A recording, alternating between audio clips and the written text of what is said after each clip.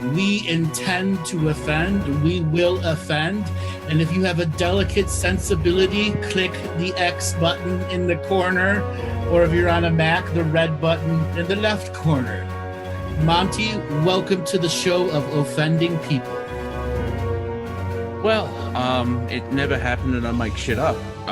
So just, for the last couple of weeks, everyone that has asked for a reading, apparently you're all from Scotland, from Hurley in Scotland.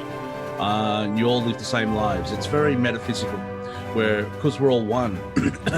And I can't read the Akashic Records. I didn't even have a card. Meow, meow, meow. Welcome, everyone, to another Full Friday comedy show. Today we are joined by Montesaurus Dean Rex, Melissa Hawking Hughes, and Dr. Emir Jahangiri. Welcome to the show, guys. Hello. It was so cheery there. So Yeah. why not? Who all has been cooked by the solar flares? I've been sick. I've had the flu, so I've been in bed sleeping. No idea. Even my dreams have taken the week off. I finally had my furlough. You finally had your furlough? You finally got a virus. Finally. All of your plans of hibernation and Oh no, I can do that. That's easy. It's just like, just two weeks sick. What can you do? Stay warm and sleep. I like this plan. Well, I was melted like a microwave hitting ice cream. I was challenged, definitely. Almost like, I don't want to do nothing, don't want to go anywhere. But I had to go somewhere, and I had to do something. Maybe I realized this past weekend I went to Boulder, Colorado, and went and did a taping episode of Fact or Fiction with George Norrie. And it was really good. So I had to be all high frequency and everything, even though the solar flares were melting everything in the ethereal realms. I did an outstanding job, and everybody look forward. When the new season comes out in October, you'll see me on Fact or Fiction with George Norrie. Oh, I'd actually just messaged Andrew and said, can we talk about what you did last week? Yes. Because earlier in the week I said to him, listen, do you mind if I hold your vibration? Because he had an enormous amount of recording to do in really important places. Yeah. And the physicality of it had such a high vibration that his cellular turnover was exhaustive, wasn't it? It was just huge. You must have been starving hungry the whole time, just the biology trying to turn everything over so fast. No, because I had my alchemical food process planned out. Ooh. Now, I had lived in Boulder for a short period of time in 2019, and I found a restaurant called The Spot. And they made a burger there that was made out of half ground beef, half bone marrow. Ooh. Called a bone marrow burger. Now, the first time I went there, I didn't believe this thing was real. My friend's like, you have to try this. It's like anything like you've ever had. Like, if any of you are out there that ever had roasted bone marrow, and then, the qualities of what's in bone marrow, and then you add that to a burger that's like, 80%, fat-free, and you add that bone marrow to it, it's a flavor enhancer unlike anything else.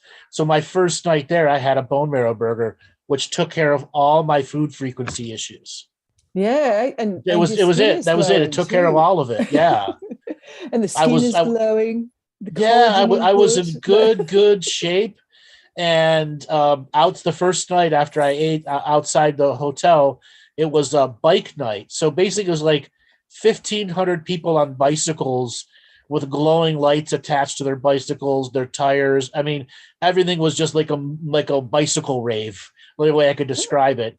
But these people have upgraded their bicycle. One guy had a hammock on top of a bicycle. What? Yes. What? And he was able to electric bike, and he figured out how to just stay balanced in the hammock. Yes. That's fantastic. Literally, that's it. I'm like, huh? And I was caught, and I didn't take pictures of it because I was like, what the fuck is this? I'm still witchcraft is this? Yeah, yes, what witchcraft is this? Yeah. It's white man's magic. That's what that is. I'm still over. How long did that take to do? What are we going to call our restaurant? The spot. The spot. That scales it down. Do they call the burger the spotty burger? Exactly. They have a spotty burger, yes.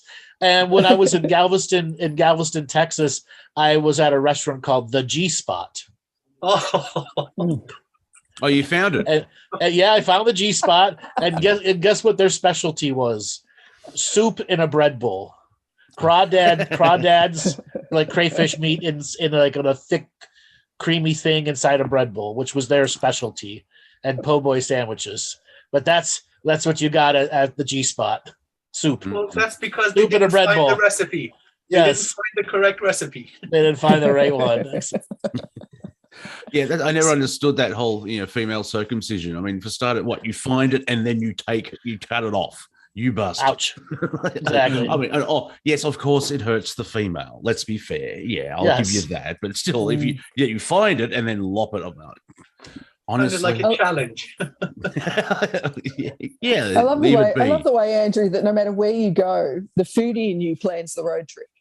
Yes, it does. The foodie in me plans the road trip. Yes. Really? The Greek restaurant family member. Yeah, it's strange. He wants you to come and do an interview. Hang on, let me get back to you once I've checked out the restaurants. Yeah, well, the thing is, it gets me out and about. It gets me adventuresome. It reminds me who the local people are and who the highfalutin are. If I can connect to the local people food, I'm good. I can be there. It just tells you a lot about the people, the places. So, like I was a tremendously big fan of Anthony Bourdain, and that whole type. So yeah, that does influence me. Yeah. But it's so true, when especially if the ingredients are local, you're getting samples of the energy of the local earth, the people that are living there. So it's a very fast way to dip into the energy, get a reading of what's going on. That's why apparently the greatest pizza on the planet. We're going to see that more and more. We're going to see that more and more as economies as we know it and distributions as we know it are collapsing. I think over the next 5 to 10 years, we're going to get to experience that a lot more about local produce and as we travel. And so if we can travel, where we can travel. But it's but I think we're going to see that a lot more. Probably, I don't know, that timeline may not be right. You know me in the timeline, everyone.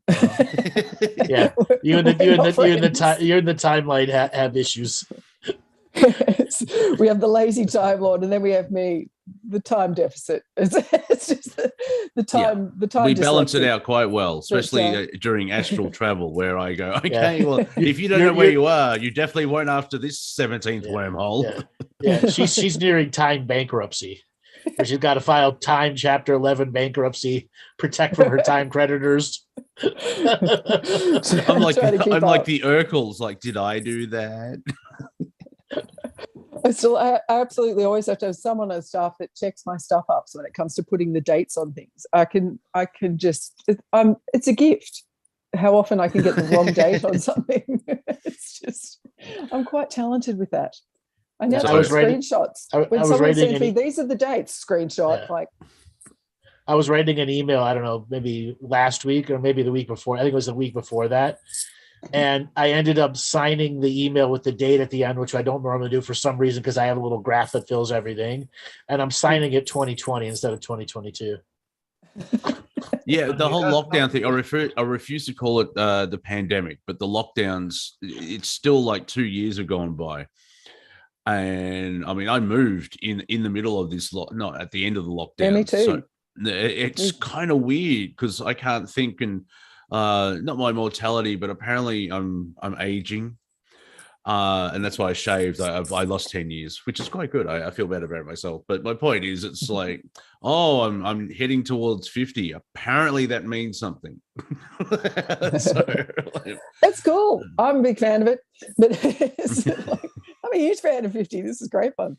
Yeah, but also, I mean, if I'm trying to on the dating scene, I have to deal with parents. But as I scream towards 50, I realize just then, like, some are going to be grandparents.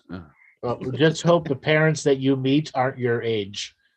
Okay, that doesn't make any sense at all. No, because that means she's really young. If her parents are your age. Or I meet someone that has a child and that makes them parents. See, or you meet somebody that has kids, and their kids have had kids. Yeah, that would be the grandparent part. Yeah. Yes.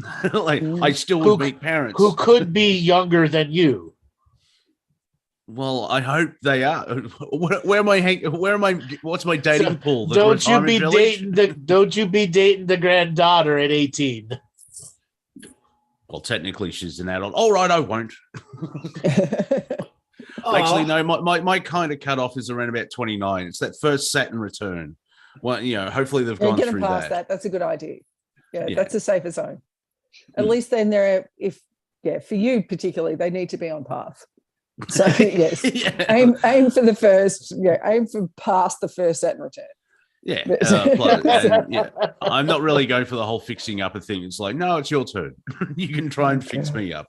I'm a pretty good renovation. I've got good foundations. He's got running water. He's got toilets. He's got everything there. Okay, he just needs a cat, and she's still alive. That's good. Just needs a little surface remodeling. Yeah, she's been quite good over being sick for the last 2 weeks. She's just hung out and hasn't annoyed me that much. She has a couple of times like, oh, it's below zero. I'm going to go in and out of the door 8 times at 6 o'clock in the morning. This will be fun, because she doesn't realize, like, it's cold, but I still want to go outside. So I'll go outside, yes. But it's cold. So I want to go It's hard outside. for you guys. For anyone in the Northern Hemisphere, it's actually been freezing literally down here in the southern regions of the Southern Hemisphere. And it's frying up by Amir and me. Mm-hmm.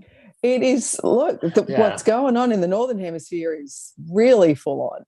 And the Northern Hemisphere is taken. I mean, let's talk about the whole coronal ejections off the sun that finally happened. Andrew and I have been talking for weeks and weeks about this ever-growing canyon that people were afraid to talk about, that was growing on the sun and running deeper and deeper and all this. And finally, I mean, I'm finally like, woo, we finally get to see what on earth has been building back there, because it really was the bow being drawn back. It was, we must rename it a solar ejaculation. Not an ejection. It was long, and it was a big stream. Okay? Satisfying. No premature. Earth got the money shot. Well, the Northern Hemisphere really did. The Northern Hemisphere context. They got the full on right on the forehead. Yeah. Look at you, Robert. You're right on it. But that's awesome. It was, and the biggest that in our lifetime and in any records from this series of humanity anyway, let's not go into that, that we have. And yet it was kept pretty damn quiet. I was surprised by how little there was. It wasn't the biggest. That Patterson event, I forgot what it was called. Yeah, that was huge. The Carrington event in 1859 was the biggest. And that Carrington event would have been 100 times more potent than what just hit us. Oh, and the after imagine 100 times that. And actually hit that. The cool thing about that mid-1800s, where that massive hit on the planet, that actually affected the electromagnetic field and everything that changed on the planet. It changed the next generation of humanity. Yes, it did. Actually Absolutely. Changed, and so that was, I mean, it sounds awful, but it was actually really cool. But similarly to what we've seen, like, so interestingly, a few days ago on one of the social places, there was one of the many astrologers that post on social media, posted the very rare conjunction astrologically. Now, I've said this before, disclaimer again, not my specialty, and but astrology without a doubt certainly does affect us, because we exist in a galaxy, universe, a solar system. We're relying on the same sun, just accept it, all right? But the headline on this was very rare conjunction, dangerous celestial occurrence of the very unusual and rare conjunctions between all sorts of stuff going on between Taurus and Scorpio and Leo and Aquarius and everything else happening. But the warning was this particular past week was over the 21st, 22nd, 20th to the 22nd of July. We were going to see enormous explosive events, fiery events that now we know that the fires have been burning for a while, but on top of that, a lot of actual collisions occurring around the planet right when enormous electromagnetic frequencies hit the planet from the sun. And a comet. A comet and also. The comet, I was getting to that.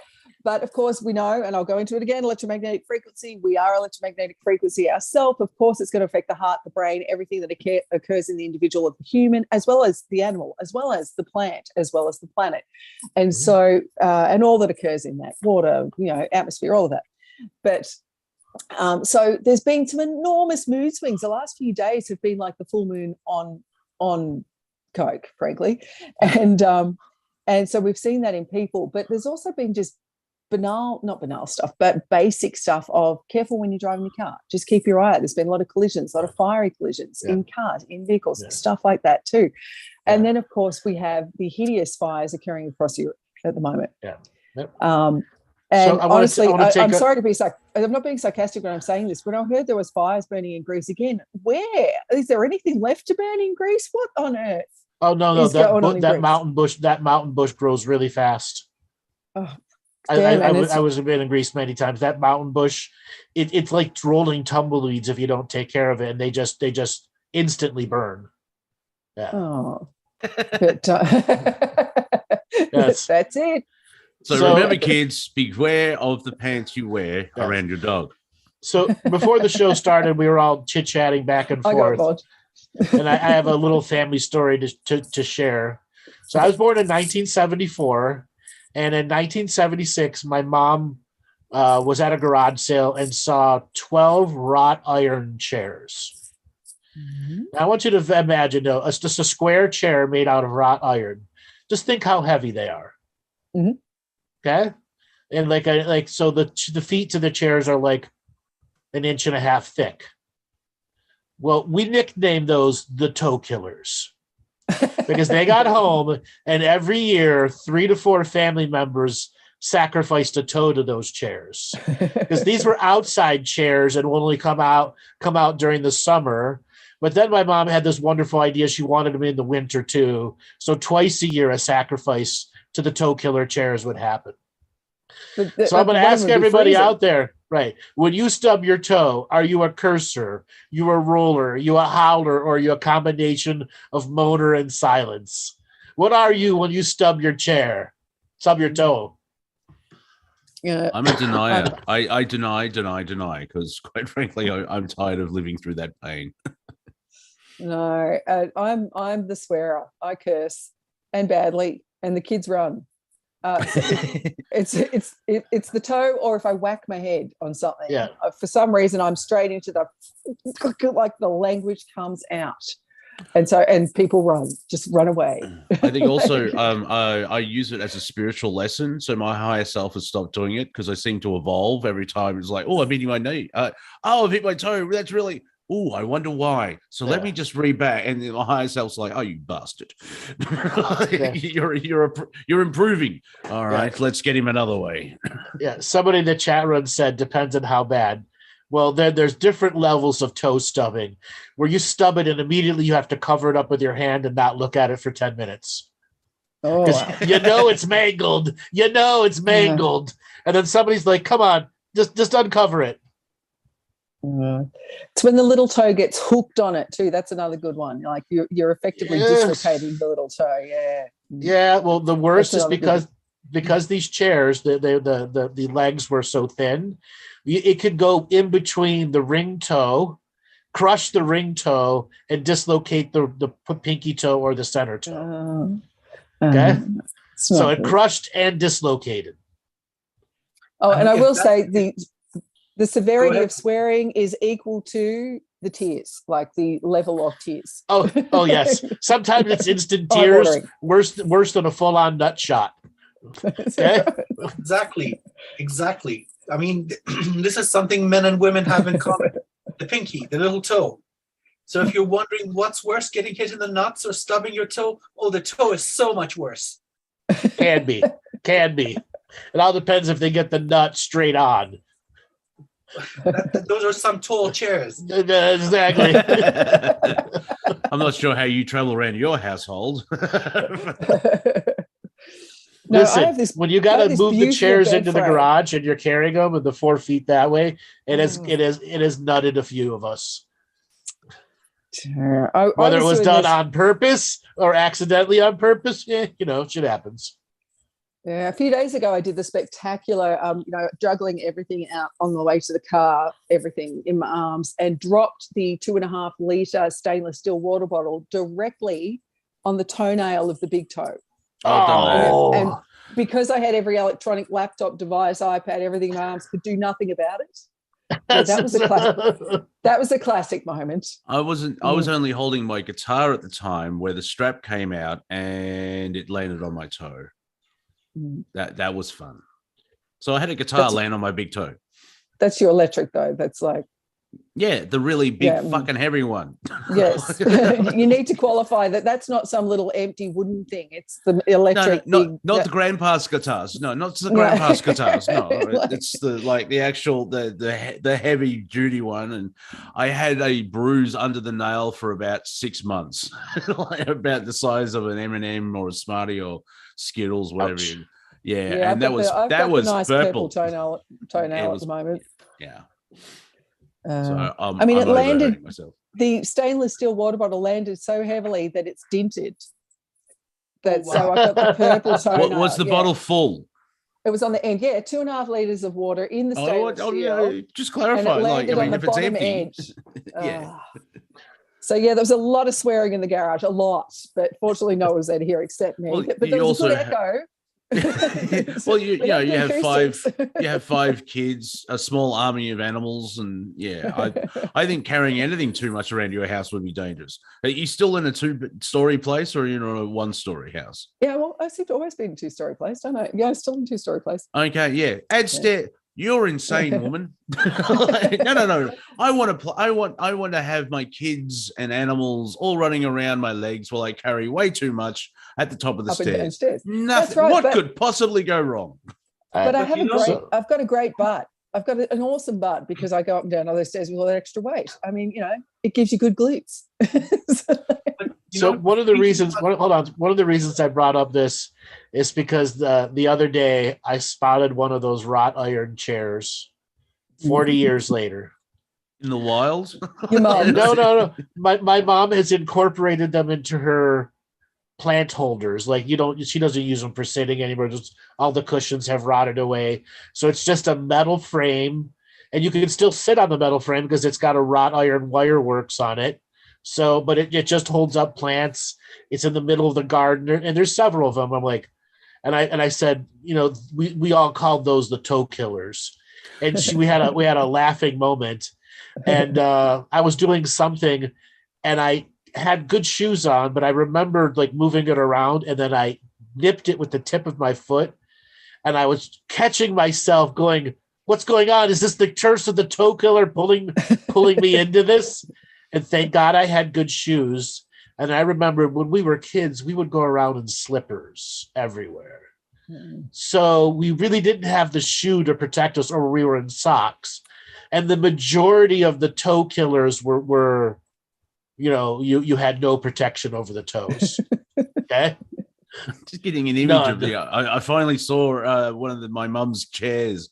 The small little bones around the feet of it, like a past conquests and sacrifices, yeah, and the smaller chairs around huddled around. It's back in my day when we would take out a human's toe once a week just to show dominance. So I have no idea why they've got northern Why are British they Scottish? No, they're Scottish. Yeah. I told you, I've been watching when the boat comes in. It's all what about the burns? You got to think of the burns, mother. Instead of it's a soul stealer, it's a toe stealer.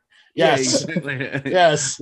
In Mad Max, the first one, look at the sky and remember the night shift is because I am the toe cutter. Yeah, go ahead, Amir. Sorry. That kind of shock to the system, that jolt can kickstart a lot of energetic evolution. Who knew your toes were the instruments of ascension? So you got to kind of thank the toe killers. It just shocks the whole system into going, oh fuck. Don't worry. Ladies and gentlemen, when you have your session with Andrew, there is a small section halfway through where he goes through the lifetimes of where you're in the Akashic records of your actually move forward in spirituality, where your toes take a fucking battering. So remember that. Now you were in the Battle of 1066, but you're at the back, and you forgot one of your boots, and you kept hitting your feet on all the rocks. You were very spiritual that day. Yes, you were very spiritual that day. You were truly toe enlightened. Yeah, remembering the Crusades when you dropped your sword sheath on your toe. Where you sneezed and your shield dropped out of your hand. Yeah. The triangle point. You think you were the Knights Templar, but actually what happened was... I just had a thought too. Like, now we're just talking your average room temperature, toes being hurt. Let's add a bit of cold. It's below zero, and you hit your toe. Yeah, that's when the timelines, the timeline of you is like, someone's hurt themselves. Can you hear that? I'm feeling exactly. I can hear the wail of it. Exactly. What's wrong, Monty? A version of me three timelines over just hurt themselves in the cold. Ow. Sympathy pain. So if anybody else would like to share a toe death story, we are open to them, especially ones that have unique situations. I have seen a triple toe stub all in 1.5 minutes because everyone came running to the howling and 2 more people stubbed their toe on top. And it was truly funny and unique. See, 3 people stub their toe in under a minute. I wonder. I don't know if I can find it. There's one of my favorite books out there that is about. It was called The Barometer of the Soul. Body is the Barometer of the Soul. Her name was Annette Noontil. She's long since left the planet, and I think the book's out of print now. But it's one of the most accurate books for when something happens to a body part, what it's directing you towards. And I'll see if I can dig it up. I've actually got the book. I met her just before she left the planet. But it's called The Body is the Barometer of the Soul, and she talks about the toes, and every toe had a different role on each, and separately again each foot. And so it was, I'll see if I can dig out what she would say about what it is to strike the toe. Because what he was saying too, like often, or a spin-off from what he was saying about when you can hit that toe and hit that enormous sudden pain, that can unleash something emotional that you've been denying for a long time too. Oh yeah, I have post-toe enlightenment moments. Yes. Isn't pain the lowest form of language that the body has? And if you've been ignoring something for 3 or 4 lifetimes, it's like, all right, now that toe's going to go into that bluestone bricks. He's going to try and step up to the footpath from the gutter, and he's just going to clip the big toe, and then we can release 17,000 lifetimes of being a complete bastard in Rome. Exactly. Having moments. The whole Monty Python team, they used the toe a lot, didn't they? When I think of all their fabulous movies, there's always a toe crushing in there. There's always a weakened moment where you're reduced to being a very simple toe slapstick. The toe injury. Slapsticky, The funny bone did get its name somehow. It's called the humerus bone. Yeah, whatever. And yet it's funny when you hit it, and because it's the nerves that are on the point where. Has it ever been funny? I mean, that's one of my favorite nerve everyone points. else. I want to cripple someone. I want to cripple someone, and I just want to do a nerve point hold. That's that same nerve is the one that it's never been a funny thing. It's like, not for the person that's getting hurt. I don't know. No, I've never known anyone. Just everybody else. I just had something truly comically unique and weird pop in my head. I'm just gonna let it flow. So we know that the Germans are very attracted to foot porn. Imagine if you created foot stubbing porn for them. Oh no! I'm sure that's out there. I'm sure. Yeah, the Germans have it. Yeah. Do you like your foot porn? Yeah, or do you like it when someone stubs their toe? Yeah. It's Schweidenfeiden fetish. You're getting a bit Swedish there. It's European. I don't know. As I told you, I've been watching from the north. Hey, it's all about the burns. I've been down pit too many hours long. Hey, hang on, I've got to go back to this German foot stuff. Is that commonly known that Germans are attracted to foot porn? Yes. You didn't know this? No. This has been around since the dawn of porn. I've just been just before the lockdown years, I was meant to actually move to Europe. And because of all the various languages that my children and I speak, we were going to base out of France because I need to be near salt water. I was heading for the south of France. But we were going to base out of France, and everyone was going to spread wherever they had to across Europe, because Europe's awesome like that. You can do that. Just recently, though, because the new base clinic for me and with QBI Healing is going to be in Germany, and our research is going to be based out in Germany, which is awesome. Great place for it. And so we're talking about, maybe we should just, maybe we should move to Germany. And Paul, who's the head of research, is saying, let's go and base in Germany and all the rest. Now I'm starting to question it. If there's a foot fetish thing going on over there, I'm going to be. That's really been going literally since the dawn of porn. Germans have been known for their foot fetishes. Really, I've never heard that before. Really, you're worried about the Germans and their foot fetish.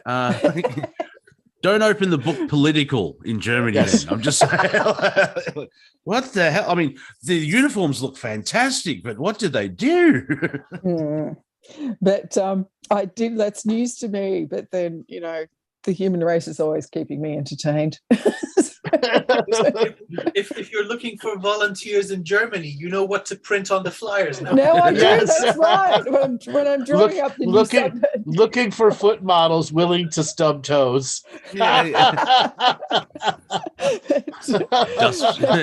are remaking the movie Das Boot without the boot. But the whole foot thing, I mean, the poor old foot, I mean, it's an awesome thing. Always be grateful to your feet, but it is the hardest working part of your body. It's so underappreciated, and most of the time it's pretty damn ugly. If you've lived longer than about 20 years and you've walked the earth for long, the poor old thing starts to morph, shape, adjust, calcify. It does all sorts of stuff.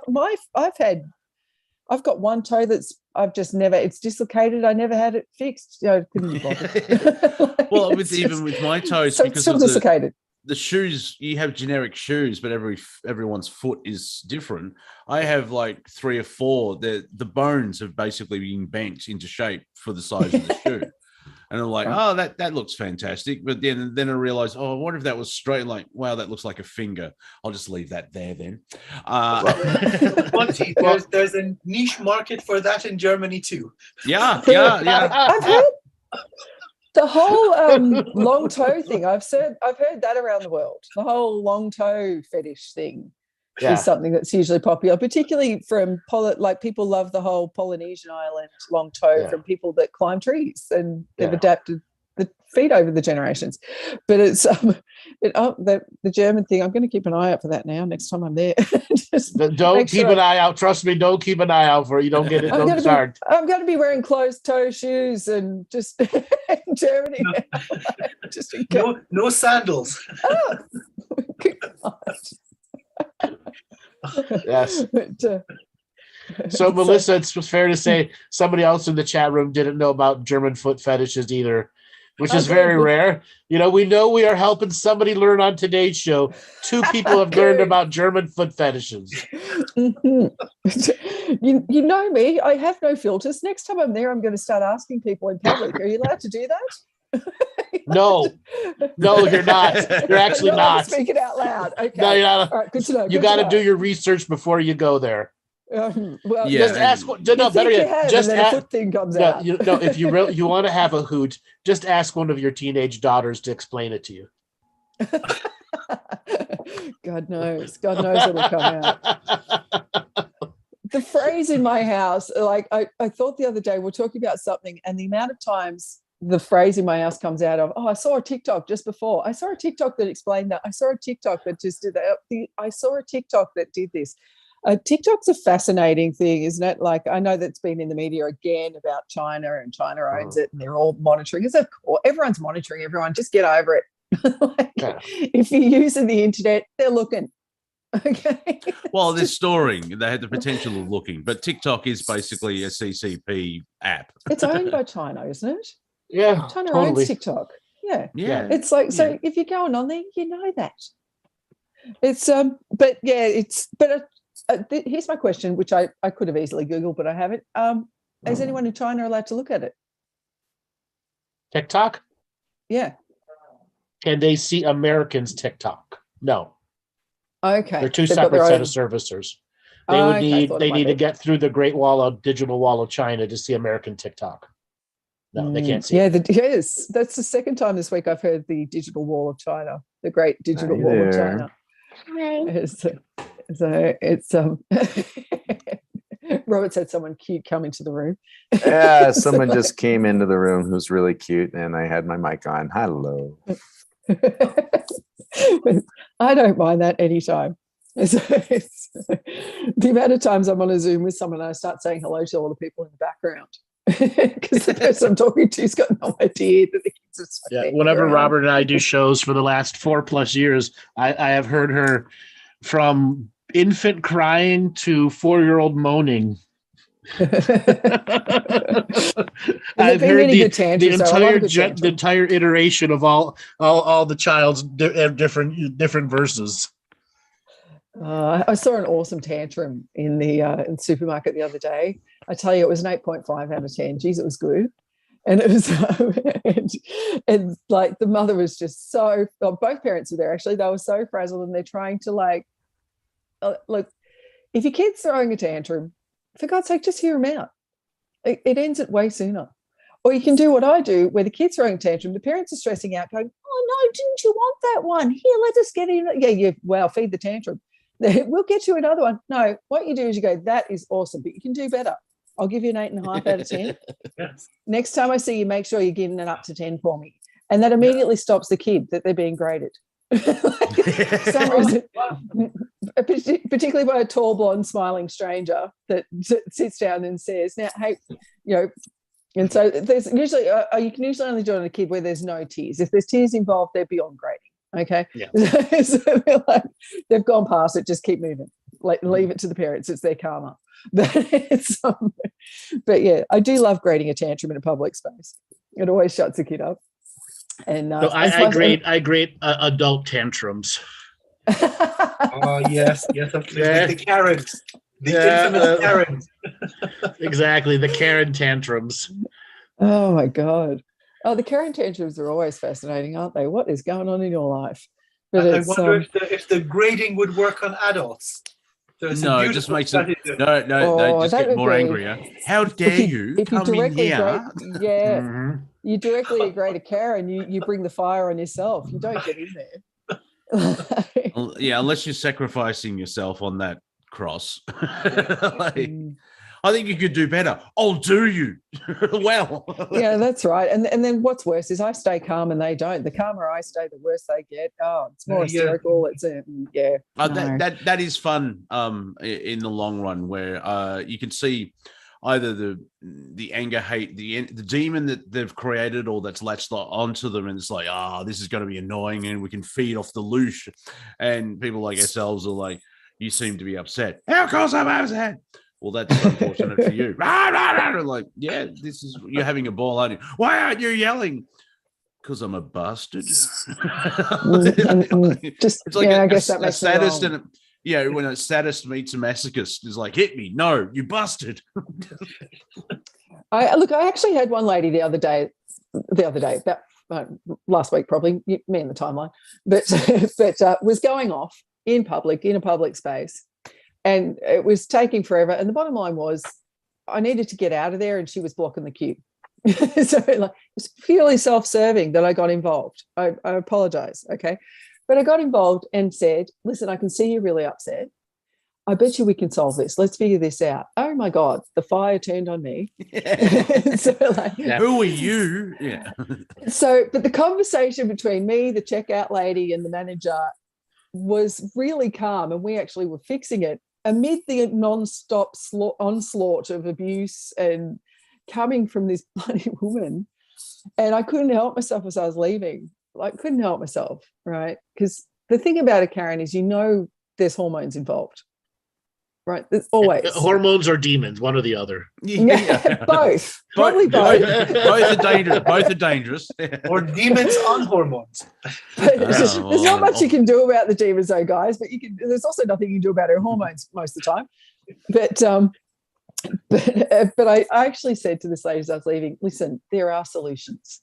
And she said, "Oh yes, you just fixed it, didn't you?" And I said, "No, I'm talking about your hormones. Go and see someone." The words chemical imbalance come to mind. Yeah. No. Oh well, have you seen all that this week? That's a good segue. Thanks, Mon. This week around the globe, finally, because legally they had to. Internationally, legally, they had to.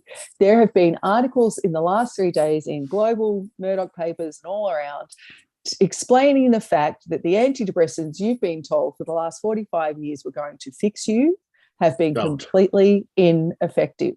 Yep. And they've shown that any serotonin-based antidepressant you might be taking has had, if they've been working for you, brilliant placebo effect. And listen, there is nothing wrong with a placebo effect. If it's working for you, you do what you have to. Okay. I don't mind if placebos are working for people as long as they're working. But they've now shown that, and I'm talking many serotonin-based antidepressants from way back of the fabulous Prozac days, your Lexapros, all the big ones that you probably know. They've now had to actually publicly state that they are completely scientifically ineffective, and that depression is not chemically driven. It is not found in its depression affects the chemistry later in the brain and the endocrine system, but its depression is not caused by a chemical imbalance. Two of the things that they legally had to announce around the planet in the last week. So they actually were forced to announce it legally. Yeah. Apparently, because I'm just thinking, like, in the global narrative, that's a kick in the nuts for the pharmaceutical companies. It's like, yeah, by the way, yeah, and I'm like, oh, that's a game changer. That's going to shift some pieces on the board. Or we won't hear about it for the 3 days from now, or just disappear.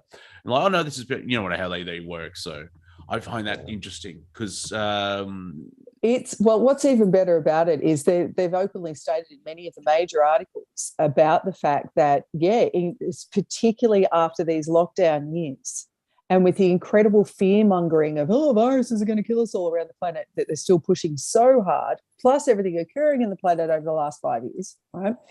You can imagine that doses have increased by hundreds of percentages, like more than 100%.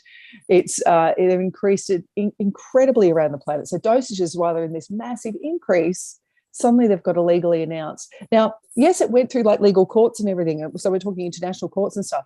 But still, there is, as Andrew and I are forever complaining to all of you, there is no enforcement for those courts. So what, and this is to Amir and to Andrew, what enforced this? How did this have to happen? What game was this? Or maybe even you might, with the economics, given how big Pharma is. I've got one thing which will probably shut down, but I just want to get out of the way. Had someone in the media get upset and they've taken a pot shot at the pharmaceuticals? It wasn't just one article. It was in a lot of the big. Yeah. But it's not getting the traction though that it should. So what caused this? So let's go back to early television marketing, the 1950s, where people realized if you put a commercial up, people bought shit. Yep. Quite literally, they realized that model actually worked. And they wanted the doctors and the associations that the doctors were in to have authority power. And there was a creation to put the drug companies to replace beer companies and gun companies, that these were going to be the new, white glove companies to invest in. Indeed. And just like when they were building the American railroads, they ripped America off. Okay. Okay. Anytime there's a big change, they rip people off. Who's the guy that is the ex-Satanist? I can't remember his name. He's got the. He's been on. He talks to David Icke and Vinny Eastwood. He's got the beard. Mark someone, isn't it? Mark Passio. Mark yes, Passio. He points out. He pointed out the simple thing, like they created a concentrate of how to bake a cake, and they weren't selling it that much because the transition was, I'll just say anyone mostly the wives, but anyone who wanted to bake a cake, you started from scratch and you added everything. With the cake mix, you just added water, and it's like, well, I'm not doing any work.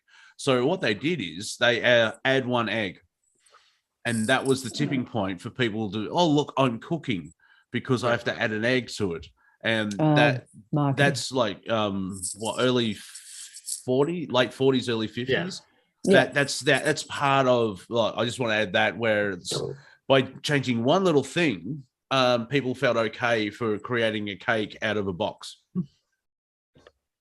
So, Melissa, about the reasoning about why this kind of news hits the media, the fact that many of these medications and treatments are ineffective is well known, even at the trial stage before it hits the market. So the motivation is most likely similar to the dynamics that go on in the mafia, blackmail. So somebody very powerful wants a bigger slice of the pizza. And then as soon as they settle that, all that news is going to go away, as if it never happened. So it's some kind of power struggle, financial power struggle. Exactly. The corruption, dragon eating its own tail to have the most power. Why are all the drug companies completely indemnified from the COVID vaccines? So you can't sue them for anything. Yeah, disgusting. Yeah, stuff like that. So if you are listening, hold on, to get them. Hold on. If you're listening on YouTube right now and want to be a part of the greater conversation and be in the chat room, go to zoom.com, and Robert's going to put up the information for you how to come to Zoom and be a part of the show over here. We will be taking callers later on in the show, so if you want to call and talk to us, tell us about your toe stubbing situations. We are looking to collect the greatest toe stubbing stories of all time. All right, guys, let's get back to our conversation. All right, I'm jumping in here. Which one, the toes, the Germans, or the meds? I want to go on the meds. Let's go on the meds, because just before we came on the show, we're in the little green room having a chat, and I was excitedly telling the guys that I've settled on what the next research chapter is going to be, that I do with the work that I do in healing. And I'm going to have a bit of a brag here, because I've done several research chapters and I've been published in scientific journals all around the world, which is like, if you're at all a scientist or anything, you know that's like gold, man. You know you're good if you actually get published in the journals. The one that I got published with that went the biggest around the world, though, was where I actually met Mont. We did a research chapter with heaps of patients, and I targeted the fastest growing disease on the planet because I've known for a long time that antidepressants don't work. Okay, so I targeted the fastest growing disease on the planet, which is depression. And so when we targeted that, you can imagine when I took it to all the powers that be, the scientists, the universities, everyone else that were actually running this research for me or with me, no one wanted to touch it. Everyone was like, oh my God, no, you're never going to, no. And no, we need to do something simpler. Let's just do cancer, you know. And I said, no, we're going to do this. And they're all like, all right, we have to be prepared for the fact that there probably won't be any results. There probably won't, you know, we've got to be like, I'm here to tell you, a lot of those scientists don't have any sense of humor. And so you can imagine in meetings with me, it doesn't go well. It's like, it's me cracking a joke and there's silence. And so I have fun because I know what I'm doing. But anyway, the results, it was a triple-blinded controlled study. Hundreds and hundreds of participants were in it. And I was the only instrument, the only facilitator that worked on that was part of the whole triple-blinded. Only myself and the head of research knew what was going on. No one else did. And so we were controlling. It was really, really cool. And the results were through the roof. The people immediately changed. Now, Mont came in. That's how I met Mont. He was one of the participants in that particular study. He wandered through the door, had no idea what he was doing. I still don't. That's right. And hit the table and had a session. And Mont had a hand injury. He actually has. You could probably show us, Mont. Is it still a bit shorter? It's still a little bit shorter, isn't it? It's just short. That knuckle is slightly lower than that one. He looks like he doesn't have a knuckle. Yeah, actually, it looks like a face. There's the nose, there's the mouth. So yeah, the body adapts, and so yeah, basically when I saw Melissa, I think it was after the operation, and the bone actually had popped out at that point, but there was a lot of swelling, and then there wasn't. What happened in that study too, we ended up with a second study off it, where as tends to happen when you go into session with me, your body prioritizes what it needs first. Once that's being handled, you get all these bonus healings, because I fully immerse you in frequency. Body intelligence knows what it's doing. And this is from a single session. It doesn't stop when I stop working. It continues as long as your body keeps that vibration moving. So it can go for up to 6 weeks. It's awesome. And I know you get your money's worth. I love that. Love a bargain. But not a bargain. But when Mont came in, everyone, it was targeted depression. The results were through the roof. Absolutely amazing. Hence why it was published everywhere. But then I ended up having to do a second study of all the bonus healings. We had people that no longer had back pain, no longer needed to wear glasses. We had someone like Mont that came in and suddenly the bone's growing back when they've said there's no hope. And so Monty came back for a second session because he's like, hang on, my hand's doing stuff. What the hell's going on? Yeah, let's fix that. And so we actually came back. I don't think Monty ever in his life has actually paid for a session. Somehow managed to not financially, no. No. Hey, you agreed to this 10,000 lifetimes ago. Take it up with your past self. Yeah, exactly. That's right. Remember that time in Delphi? Oh, I'll talk about it. Remember the time during the Crusades when I cut your hand off? Yeah, I just dropped my shield on my foot. Yeah, or that time you headbutted my fist 20 times. Well, was it the other time? Did I punch you in the head? I think you were headbutting my fist. I was cleaning my fist and it went off. I do apologize. But anyway, yeah. So the fact that the new study, like we knew instantly, I knew all along. You can imagine all the scientists involved were like, oh my God, what is this? And so, but the study, if you want to look it up, I think you can actually download it off the website and everything if you want to look at any of those. But the website's a mess at the moment. We're tidying it up, so it's a mess. But I'm warning you now, the research papers are long, there's graphs, there's maths, because we're trying to bring quantum mechanics to an empirical equation for the understandability of the common man. So the hardest thing I'll ever do is I have to prove it from a clinical basis, because you can't in this lifetime on this planet. I know they've just turned on the CERN collider, but it's got to warm up for a few years yet. Hang on. But yeah, they're not going to find a measurability for quantum communication for a long time. Probably not. No, they already have it. They're just not releasing it. There's our society, and then there's another society with some technology, and another society beyond that, all interwoven into our society. And they're breakaway societies using the high tech that's just not a part of our normal societies. The elites do that. And eventually it'll break through. When? Who knows? Yeah, it's a while. I don't know if it'll happen while I'm in this form anyway. So not in this body. I do. You reckon it will? Oh, it could. We can, if we're going into a silver age, which is what, a decade long, then you hit a golden age. That's my planning out of my life. It's like get to 2025, stay alive, and then it's just 10 years from there. And whatever happens. Now, look, it's shot past me, and I don't know who asked this in the chat room, but someone asked if they were phasing in a different reality. I love the topic of phasing. Oh my God, let's talk phasing. And actually, our next research chapter is about phasing. Does phasing turn you on? No. Honestly, do you guys try to figure out what turns me on? As a practitioner, it does, because I enjoy phasing also. What are you doing over there, strange one? You and I live in a constant state. We're like the constant phases. So we love phasing. It's where we're at home. But no, they're not phasing. They're in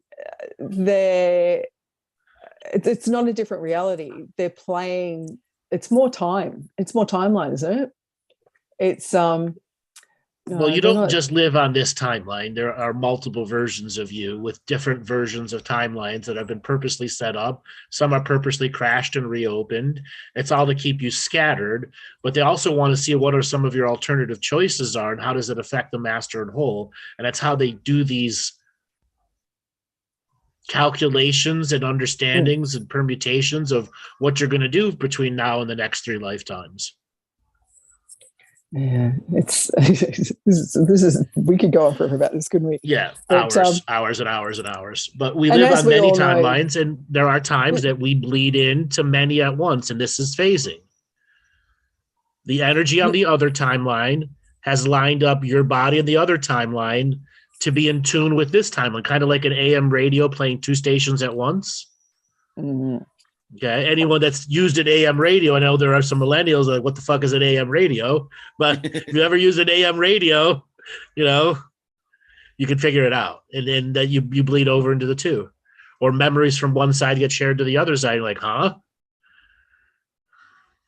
I'm going to do a quick little ad and just say, if you're not in the chat room, jump in there. Those guys are awesome. The stuff that comes out of those guys, you got to keep up. Try and keep up with them and try and keep up with us too. Melissa, I have a question for you. So you've done many years of scientific research, clinical research on depression. Now, considering this is something that affects almost every family, we know somebody that suffers from this. If you wanted to give some practical advice to people, something that would benefit them, what would be on top of your list? The first thing that comes to mind is I hate this phrase, but I'm going to say it because you all know what it means. I'm going to say to raise your vibration.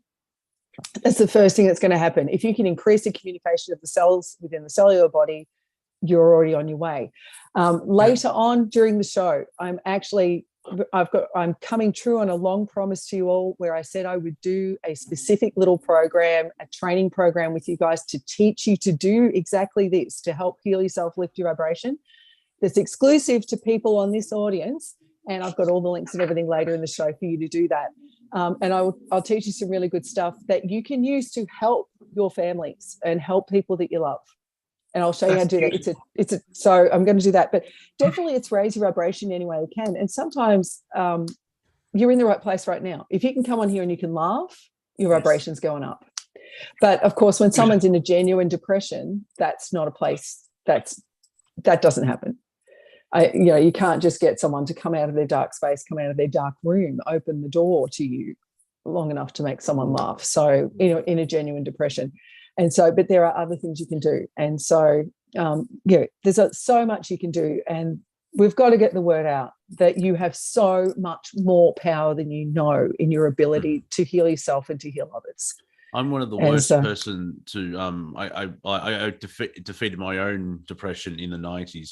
I mean, there was a lot of weed and grunge. So, I mean, it was the 90s. However, I suck at it because it's like, oh, I've done that. It's easy. Yeah, right. 8 years of crap. But as you come out of it, it's like, hey, all right, I've learned this stuff, and then I can cry again because I'm sad and not depressed, and going through all that elements where for a while there, if you come out of depression, you kind of scared to be sad in a natural way because you think you could slip straight back into the depression type thing because they're very, very similar in feeling and taste and color. However, once you realize, no, it's not depression, you can be sad, like, oh, my football team didn't win. I'm feeling a bit flat, but that's all part of the, the up and down rhythm. I, on the other hand, well, I do that, but if anyone's depressed, it's like, well, make a choice. Come on, do it. Just do it. Make a choice and feel better. I suck at that. Like, this is why I'm not a therapist. No, it's not. I'm kind of sad and I'm dealing with a lot of shit. It's like, okay, change. Give me $300. Get out of my office. This is why I'm not into therapy, because I've tried to talking to people and I simplify it to just basically make a choice. And by the way, when you do make that choice on a soul level, you'll notice all your programming going nuts because you've decided to make a choice instead of feeding along. And it's all of a sudden like, well, I want to get better. Everything gets worse. It's like, yeah, because you're challenging the status quo inside of you. And it is a t-shirt coming pending. it's me, isn't it? It is so fucking true. The answer is, it is you, Monty. Yes, it is you. It's you. But that's so powerful, so beautiful and powerful. And it does really correspond. So raising the vibration, we can do it in many ways. But you see it in all sorts of different cultures, having different approaches to spirituality, let's say, or meditation. And absolutely, this is correct. So it has not just a positive effect on this particular condition, but on well-being in general. So that resonates really powerfully. Yeah, my mum actually decided, she had a couple of scares, which helped. But I basically said the format of on a soul level, you need to make a choice of, I do not want to stress anymore. She still does it, but it's more programming and patterns and just dealing with stuff. But by having just that choice, but making that choice where, she's been in stress mode for decades for whatever reason, you kind of get the physical body's like, oh, this is what we do. However, by making that choice where she knows she doesn't get triggered, or what would you say, Melissa? She dropped 90% of her stress, and obviously it's changing. But it was a Andrew, you could probably be a better way of explaining it. You know how the making that choice. How she shed a skin. She shed a worry skin. Okay, she knew she had to grow through it. Yeah, she had to grow through it, or it would have taken over her. Yeah, because when I say you got to on a soul level make a choice. Yeah. What's that's basically, it's when you're in full alignment meditation, or what you well, it's not just the choice; it's the ability to stick with the choice long term. Yes, yeah, that makes sense as well. Yeah, that's the commitment to it. Yeah. So do we want to take some calls today? If they want to. So why? I may as well do my usual suspects here, since it's been a while since you guys do not seem to be effective at getting people to raise their hand. So for all of you out there who want to call in and talk to us on a comedy show. What? Say that again. Sorry, say that again. On a comedy show, call in. A humorous laughter type based entity? Yes. Okay. Yes. Please do not be a depressee with your depressed story. That's all that I ask. Now, all of you chicken shits out there that have been listening and want to talk to us, you have an opportunity to go ahead and raise your hand. Okay? And everyone else that's not raising your hand is a chicken shit. And you're going to get up off your little chair, or you're going to go onto your phone, and you're going to click the raise your hand button. So it works when you say, you can call people chicken shits, because it's like, oh, what does Andrew know? Is he looking into my Akashic record? Is he challenging my existence? When we say it, it's like, well, fuck that guy. Yeah. That's why it doesn't work. Well, my powers of persuasion have only raised one hand, because one hand's been raised since the beginning. So I'm just saying, I'm smashing the illusion. Yeah. Andrew cannot see through you unless he really, really wants to, and he doesn't. All right. No, we don't intrude unless we have to. Yeah, exactly. And even then it's like, all right, fine. Yeah. Because you've heard the stories of Andrew, like, read me. All right, okay. You died from dysentery 17 times. I'll move that out of the way. I don't need to see that again. So we got full hand raised. For all you wallflowers back there who are pretending you're ghosted and you're not really in the room, I'm talking to all you back there that just sit back and pretend. There we go. I got another one. So 1 in 10 people have raised their hands. There's 90% of you motherfuckers just sitting there going, "Oh, I'm not here. No." There we go. While we're waiting for hands, I just quickly wanted to ask Amir. Back on, just taking a slight backward step into the topic of depression, I wanted to ask Amir about grief, because grief is not something you heal from. Grief in this life as a human is something you adapt to. Yes. So with grief, let's look at the worst of it: losing somebody that you love dearly. Mm-hmm. I think the perception must be changed. So the thing that causes deep grief is the illusion of loss. you think that you have lost somebody or something brilliant and unique. And what really helps is understanding the truth that as beings we're immortal. It's just a transformation. So again, aligned with your method of rising people's vibration, some sort of experience where they get a glimpse to the other side would be very helpful, knowing that that unique consciousness, whether it's a loved human being or a loved pet, is intact. That helps immensely. You just understand that there is no loss, that is just transformation, and nothing is constant. We all come and go. So understanding things, looking at it from a higher perspective is very, very helpful. And so therefore some, experiences with psychedelics that open that window into a greater reality, that could be so helpful and soothing for people.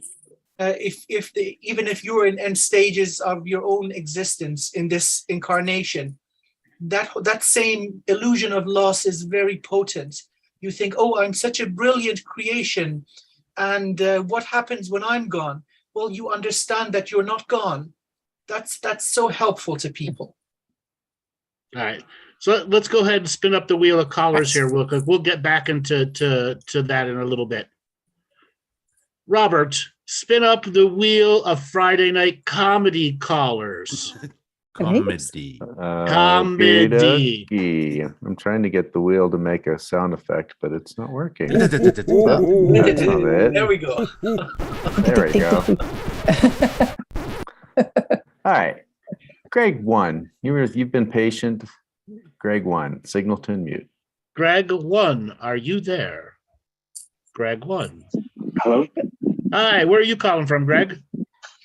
Los Angeles. Welcome to the show. We making you laugh tonight? Yeah, a little bit. You said it's the Stubbing story, right? Yes. I have more like a shooting myself in the foot story. Okay, tell us. A bit of a redemption arc. So I actually mentioned this last time I called, a little bit, but I was for a long time I was trying to get a new job, and I messed it up at the time. And what I did to mess it up is I read the ad wrong online. So I thought it said hourly, 45 to 58, but really that was the yearly salary equivalent. So when they asked me how much I wanted for the job, I asked essentially double what I was supposed to, and I completely blew it. And they started like, oh yeah, just can't get a hold of the board president, we can't. And then eventually they were kind of like, I don't know, it's not stonewalling. What's the right term for that? Where they're kind of just brushing you off because you made a stupid ass comment of brush off. Yeah, brush off. I should have asked for like 24, and then I ended up asking for like 55. I'm like, oh my God. And the thing is, I just got so excited that I even did the math and I still didn't see it. Like it didn't make sense even after doing the math. And later down the line, couple months, I kind of like woke up one day and I was finally realized what I had done. I went back onto the line, I took a look at it, and I saw my mistake. I think it just took a while for me to admit it to myself. But last time I spoke with you, just a little bit about this, the very next day, someone I had been trying to get to mentor me finally emailed me like a day after I called in to your show. And I started doing a little bit of mentorship with her. She told me go back and try to apply to that place because she had actually worked there and she had a great reputation. So I reapplied. I essentially admitted that I kind of messed up, and I started the process back up again. And she vouched for me, of course. And I ended up getting that job. And now I moved down here to the beach, actually. And things are going really well, man. See what happens, callers, when you listen to our show? You too can get a job and live on the beach. Awesome. But I don't like the beach. Where? It's where dirt meets water, and it's salt water. What? Yeah, for you. I'm talking about me. Well, I don't know what Australian beaches are like, but you should come to Southern California. Yeah, it's nice. I will once the insanity stops and Gary Newsom is ejected from the planet. So when you actually get to walk the streets of LA and see the beauty that is untold and unforetold in every corner of every place, that you will have whiplash within an hour. I guarantee it.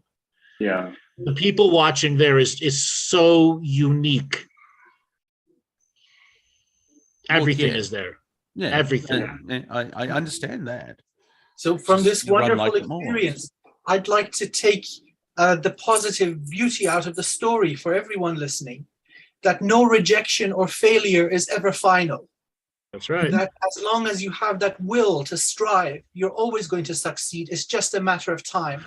And letting go of it, because like if I got rejected and you've held on to that for 7 years, this could be why nothing's actually happening. Yeah.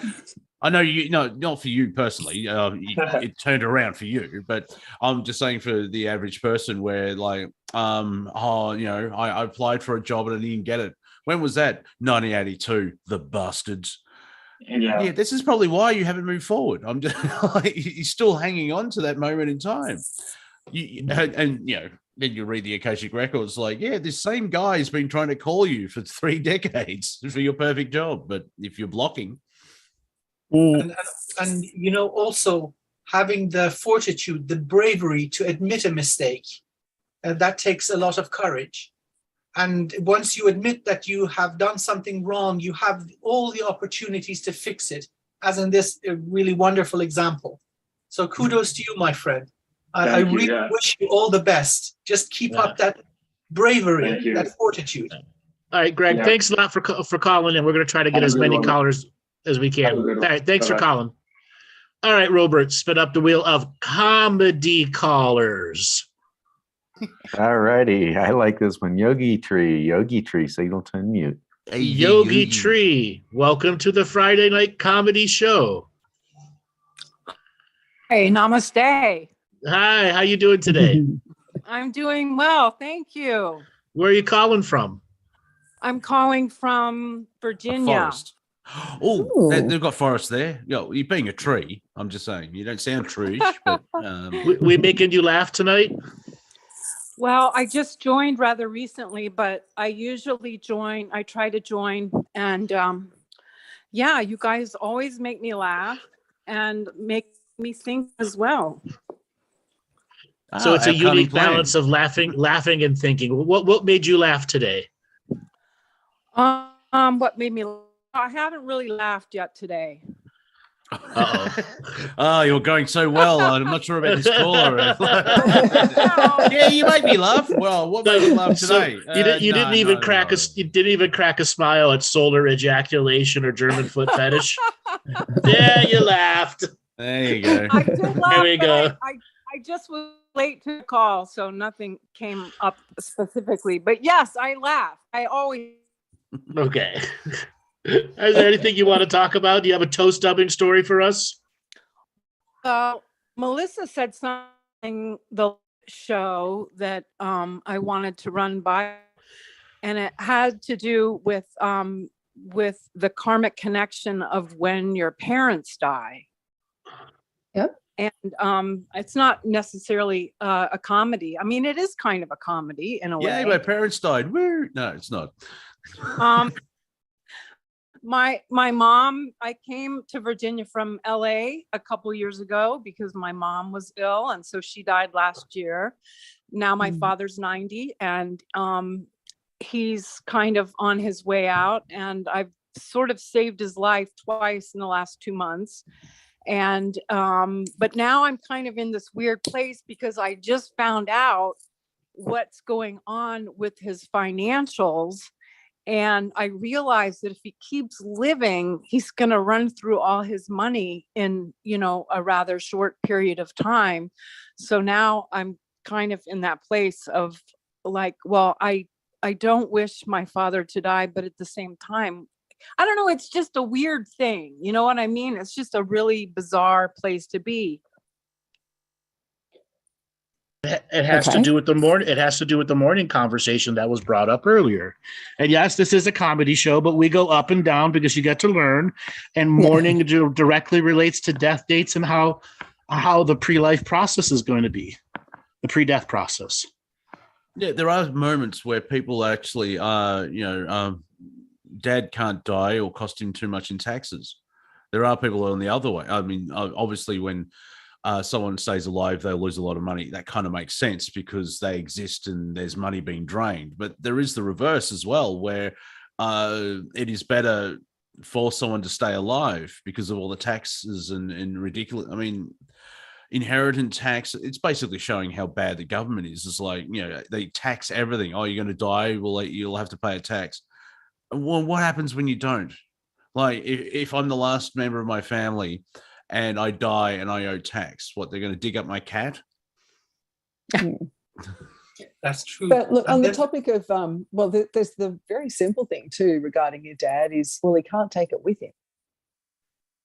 So there is that. And then once he's broke, he's worth, the state takes over. Yeah. But the other side, in terms of the karmic stuff that you're talking about, and you've probably heard me say this before, that the relationship between parent and child is always a karmic one, whereas the relationship between grandparent and grandchild, now that's something beautiful. That's a spiritual connection. But I'm going to say, actually, the story of, as long as it's not your parents and it's not happening to you, watching the karmic play out between parents and children is always funny. I always find it comedic. Mm. But I do and bear in mind, I have 5 kids myself and I'm a sole parent. There's no one else parenting these kids, so I couple it full blast. It must be an absolute hysterical comedy to be watching me. But with your dad, the hard thing, when it comes to this stuff, just recently in this past week, one of the really privileged things that I get to do with the gift that I have is that I help people die. Now, no, I don't euthanize anyone. Don't call the cops, okay? But there's choice involved.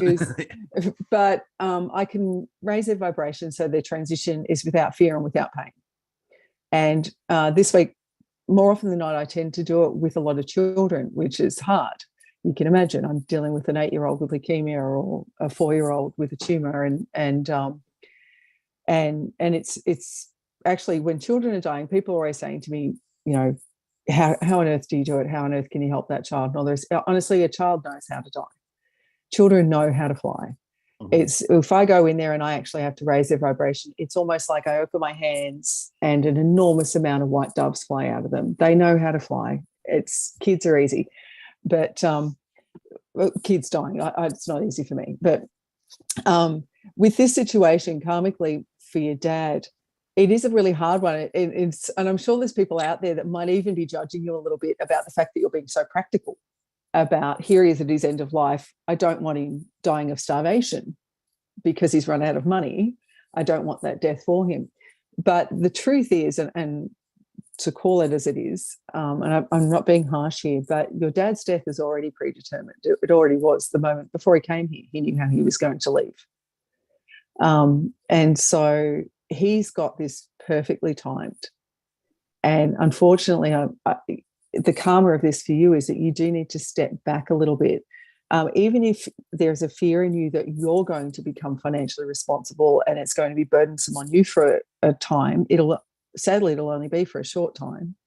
And again, that might be the karma that has to play out here.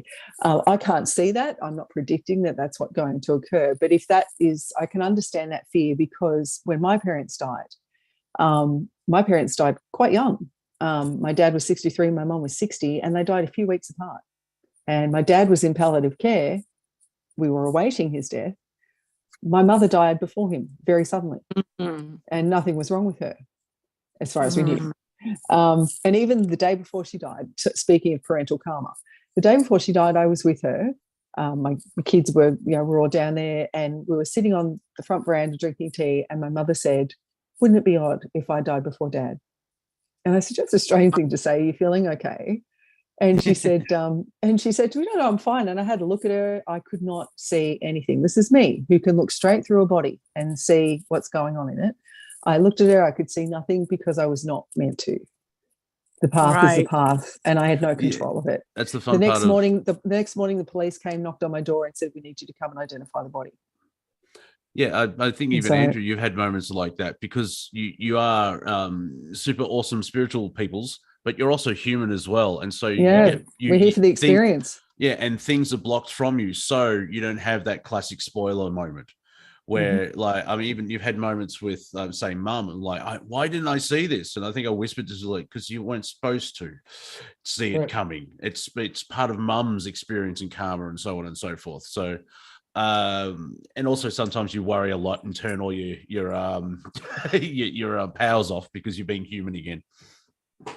But look, what I would say, all of that's leading to the point that I would say, look, I granted in terms of the practicality of it, the financials of it, when your parents are dying is really expensive. But I'll remember that too. The practicality of it, existing in this life and having to deal with financials is hard. So I kind of really admire that your dad at his ripe age has actually funded himself and hasn't fallen to you. So that's something to really appreciate. But in a way, and this is kind of a bit Andrew of me, but I would ask you to step back and allow the karma to unfold. His path is already chosen, and unfortunately so is yours in regards to this. And the cash flow just makes it easier to accept. That's the karmic flow of it. And if he's got to go broke to get Medicaid, then that's what has to happen.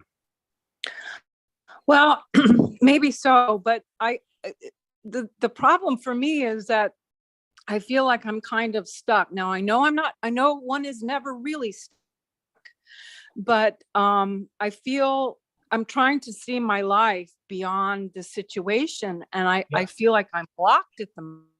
Like, because you are blocked. You are blocked by the hesitation and doubt of the potentiality of the future of whether he lives or dies. Because either way is a terrible process for you. So now, if I may respectfully add some words here, I want you to look at this situation, this very difficult task that you're dealing with, beyond the karmic or financial aspects, which are incredibly important, of course. But I want to ask you kindly to look at this from a little higher perspective, that right now you have a very unique opportunity to strengthen yourself as a being, as a soul, that you are holding your own vibration, keeping yourself strong, healthy, and intact, and also extending this to your father. So what you do with him towards the quality of his life, however long or short that may be, that's less important than what you are doing. So look at this as a rite of passage, earning your stripes as somebody who has fortitude and strength to maintain themselves and maintain another being who is now helpless, as perhaps you are when you were a toddler. So you're probably going over the karmic debt, paying more than what you owed. Look at it as an experience in strength, in fortitude, in dignity, in basic humanity. So what you're doing is more valuable than all the money in the world.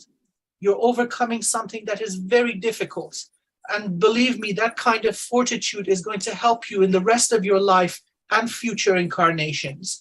Because as a soul, as a being of divinity, you're extending the light, not only to yourself, but to somebody else. So keep strong, do the best you can, and know that nothing like that is ever lost. Thank you. Yes, I have been doing that. And, I go to him every day. I mean, I'm doing everything I can, but there is a part of me that feels like, I'm ignoring the rest of my own life, and I have to somehow go on after this. And so part of me, that is the part of me that sometimes can go down the rabbit hole of doubt when I start thinking about all the finances. But I appreciate what you said. I try to adhere to that as much as I can. Well, the last piece of advice that I have for you, begin mourning now. Yeah. Seriously. Begin mourning now. When the time comes that it's closer to palliative care, it will repay you 1,000-fold. Yeah. Okay. Yes. Because the times haven't even gotten hard yet. Okay. Well, they have gotten hard already, but no, I mean, they haven't. He hasn't been on palliative care death's door for weeks in a row. well, he was already for a couple. He's been in and out of the hospital for 3 months. He's in hospice. I've had to pull him out of different facilities for various reasons. I mean, if I haven't been going to him every day, he would already be dead now. And okay, I see what you're saying. You're running into the facility issues like so many other people are right now.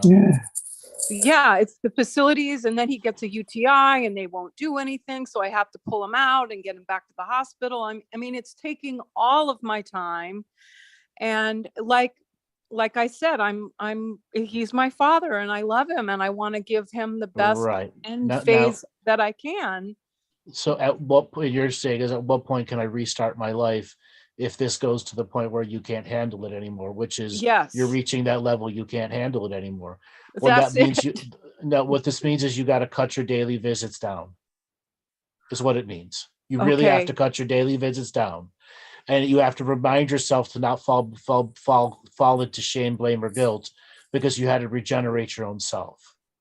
Now, caregivers to parents run into this all the time. It's caregiver burnout, and you're at the burnout stage, which means you need to back off. Mm-hmm. You need to back off in such a way that you can actually regenerate some of your life force. Can I give an example of that? My mum, when my stepdad, at the start of this is before Melissa was brought in, those heady days where they were trying to figure it out.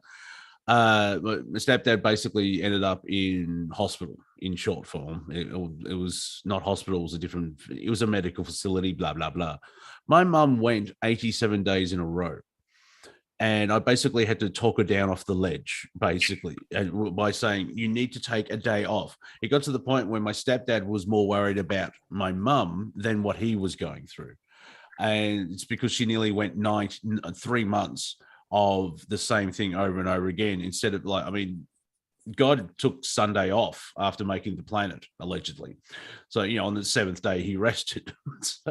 And I've seen this with multiple other things as well, where even in conspiracy world, it's like you need to have a break. You can't constantly do the same thing over and over again, because you're burning yourself out. And so having a day off here and there, you'll notice for you, and you are actually helping your dad still, you're recharging your batteries and not giving everything away in short. But my mum, 87 days my mum went, and I actually say, take a day off. She spent that Wednesday, she slept all the way through. So how many days a week are you going? Every day, except for Sunday. I usually go do ecstatic dance on Sunday. So at what point is 7 days a week too much? And you're now martyring you're now martyring yourself. Well, this is why it's why it's on my brain right now, because lately I'm wondering, like, how much longer can I do this? And I've got to find another. You can't do it anymore. You're already at the stage. That's why you're stuck in this hesitation or doubt, which is just going to make the choice to do it even harder.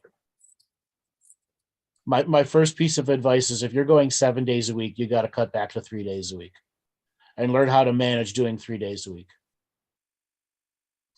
Okay. Start giving yourself 4 days. You need to give yourself 4 days a week back. And then you got to do something. You got to do something with them. Right. Well, that's the other thing, is that when I do get time off, I'm just exhausted and I can't, yeah, but you'll recover enough energy in 2 weeks. Because by then you will have had 8 days to yourself. Okay. Mm-hmm. And you'll know what it's going to really take to rejuvenate yourself enough to go and do your little, float around town or whatever it is that you like to do. And do add an extra ecstatic dance in per week. That stuff's awesome. Yeah, I am. I love.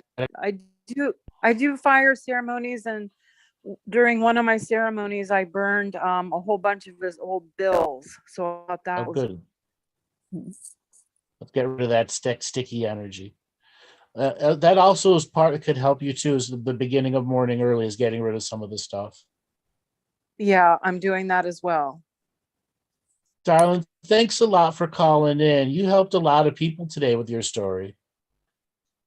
You all for your compassion and your kind words and your humor.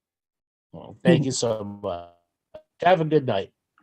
All right, You Robert, too. let's spin up the wheel of callers and see. You're welcome. Let's spin up the wheel of comedy callers and see who's next. Okie While that's happening, I'm just going to. My apologies to the chat room that I did slap a wrist in there, but just a bit of a word in the chat room that abuse is never going to be okay. Okay, not for anyone. You throw it at me if you have to. I don't mind. And if someone's in pain on there, and we can see that someone is, because of what's going on there, I really appreciate. I wanted to say to the people on there that are being so patient and so compassionate to that, despite the abuse. Look, that's awesome too. So I was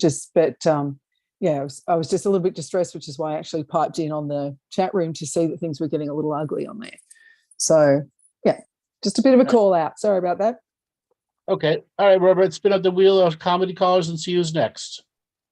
Hannah, excuse me, Hannah Ziff. Nice smiley picture, Hannah. Signal to Hi. You Hi, guys, thank you so much for answering my call. Great. Where are you calling from? I am in Newcastle, Washington right now on the east side of Seattle. Welcome to the show. Did we make you laugh tonight? I got on a little bit late, so I was listening to fatigue around caring for others when they pass and being around for that phase. But I think that's more reflection on myself. I mean, now I'm laughing. Okay, well, yeah. Every time there's a pause when Andrew asks, so we made you laugh, and there's a pause. It's like, oh no, we failed. Exactly. It's a yes or no answer, and if you have it, it's like yes. But however, you did come in during a bit of a lull, so that makes it. But then you made yourself laugh, so that makes us look good. So everyone wins. Before you got in, you missed some rather ecstatic and enlightening calls. We talked everything from cryptocurrency to solar ejaculation, German foot fetishes, and death taxes. Oh, yeah. Yeah. Oh, I was wondering why you guys were talking about inheritance taxes in Canada or something, but that's actually useful because I'm thinking about moving to Canada and taxes was one of the reasons, but now I know that it's just as high there. But it's crazy what's going on. I'm ready to start collecting different citizenships. So what did you want to talk about tonight? I mainly wanted to thank you guys because the past 2 times I spoke to you, it was life-changing for me. And I was complaining about this relationship I was in, and now I'm out of the relationship. And I'm just like, wow, why did I even put myself through that? But I'm doing so much better now. And just you guys validating me, that was really important to me at the time and still is looking back. So thank you guys. Well, great You're job, welcome. It's kind of absurd that some people still kind of look at my relationship because we have a kid together and they still say, his eyes must have wandered because, it takes 2 to tango or something stupid like that. And I'm just like, wow, that's a really innocent way of looking at it, I guess. But that's really not how it was. I tried so hard and it was to the point where it was just absurd, really. So if I may ask you, now you've gone through a difficult trial, would you be so kind and share the wisdom that you gained through this difficult situation? Share it with us. There were a couple big things for me that I learned. So one thing is to say, no one talks to me like that. I'm willing to have a conversation with you, but nobody talks to me like that. That was a really life-changing thing for me to be able to say that. And then also just realizing how much abuse I signed myself up for just because I was so desperate to be in a relationship, and my perspective is so different than it was at the time that I was putting myself through that, where it just felt like to have a family was worth every single sacrifice. And now I just realized that my son and I are so much better off, just him and me, and I'm way more stable now than I ever was. And just, what a fake thing society sets us up for in terms of relationships, and how important that is, or how important it isn't, really. So respecting your boundaries, respecting your dignity is you can't negotiate on that. And I think that's something we can all really practice more of in our daily life. If somebody, but for her, that was a major karmic lesson. Okay, where several lives before, that same person or different people in similar situations would do that stuff, and it was a soul elevation to stand up to it. That's beautiful. Thank you. Yeah, I'm really not willing to budge on any of that stuff anymore. And if anyone says even a little tiny lie, I am just done with that person. I'm not willing to budge anymore. Thank you. That just raised the vibration of all of us here. So that's beautiful. A story of victory. And you're so much better off for it, and your child is so much better off for it. So that's really lovely. Yes. Thank you guys so much. Truly. Thank you. And power to you, my friend. Keep on elevating yourself. You missed part of the earlier theme of the show. Do you have any toe stubbing stories to share with us? Not really specific. Actually, I do. That is so wow. Just one popped up back. Back when I was around 8 years old, my whole family and I, we were going on this cruise, and everyone was running around the house because we all needed to go in the car to the cruise. And I was rushing, and I stubbed my toe really hard on this piece of furniture, and it was like cracked. And then I couldn't go swimming during the cruise because of that. So the next question is, so when you do tub your toe, are you a cursor? Do you roll on the floor moaning? Are you a howler? What are you? I repress it, and then I decide to curse, and then I consciously curse. Yeah, well, I think at the age of 8, having that stubbing the toe. Yeah, I think people that had stubbed their toe at a young age, as you grow up, it's like, no, I will not bend to this feeling. Like even Andrew suggested, where people at the start of the show, some people that hit their toe, they clamp it with their hands and wait for 10 minutes, not to look at it, just to wait for the pain disappears. It's like, not in my reality. Right. There's different ways to approach it, or you could just put all of your attention on that and just kind of get it over. So a delayed cursor. Cursor. Or it depends on if my son is around too, but I'm a delayed. Yeah, that's a good way of putting it. Or I'll say fruit or something, and then I'll say the actual F word. So you wait and calm down, and then you start cursing. That's powerful. You got some control there. Yeah, have a clear mind for the swearing instead of that flash of anger. Like, oh, the anger's gone down. Right, dear sir / madam, I would like to. Yeah, I get the most out of it that way. I shall be swearing momentarily, but when I do, I will be clearing the air. My revocation for the hurting of my toe will be immense. Yeah, exactly. I need to do like a build up for it, and then it's more powerful that way. 10 out of 10. Very good. We're gonna have to make this survey go really big. What kind of toe stubber are you? I'm gonna have to make some kind of Facebook post for this. Yeah, what were the other people saying before I went? So I'm a cursor and a roll around. A cursor, depending on a cursor, yes, but it depends on how hard you stub it. But generally, I'm a moaner and roller. Yeah. I'm a silent roller. Man, I'm gonna have to roll now after this conversation. I'm an out and out all let loose cursor in the moment. I don't do the pause thing. I really admire your strength. I go through the whole game, but it depends on how the force of said hitting of the toe. However, I figured out that usually it's a karma-based toe stubbing, and I keep learning from it. So my higher self was like, fine, I'll figure another way of, because you know when your life is going well and the spiritual ego is getting a little bit sort of over the line and overboard and like, oh yeah, need to pull you down a peg, and it's like, right, I can do this, I can do that. I'll just quickly go into my bedroom and pick up and oh, my toe's been stubbed. You know, moments like that. Yeah, that's when my high self goes like, yeah, just calm down, mate. Just calm the fuck down, all right? Yeah. Monty's higher self is also Australian. Oh yeah, comedic bastard. I'm not sure Aboriginal or Caucasian, but Australian at least. But I think my son would get pretty scared if I ran away into my room after stubbing my toe. He'd probably get pretty concerned about me. He's turning 3 this month. Like, now what you do? You can learn a lot about a person when they stub their toe. Yeah. Well, interestingly, I don't do the stop and roll that you guys do. I keep powering on. I keep moving. Like, sometimes you're ex-military. That's why. I'm still going in the direction. Sometimes I hop around on one leg, but that's if it's a light stubbing.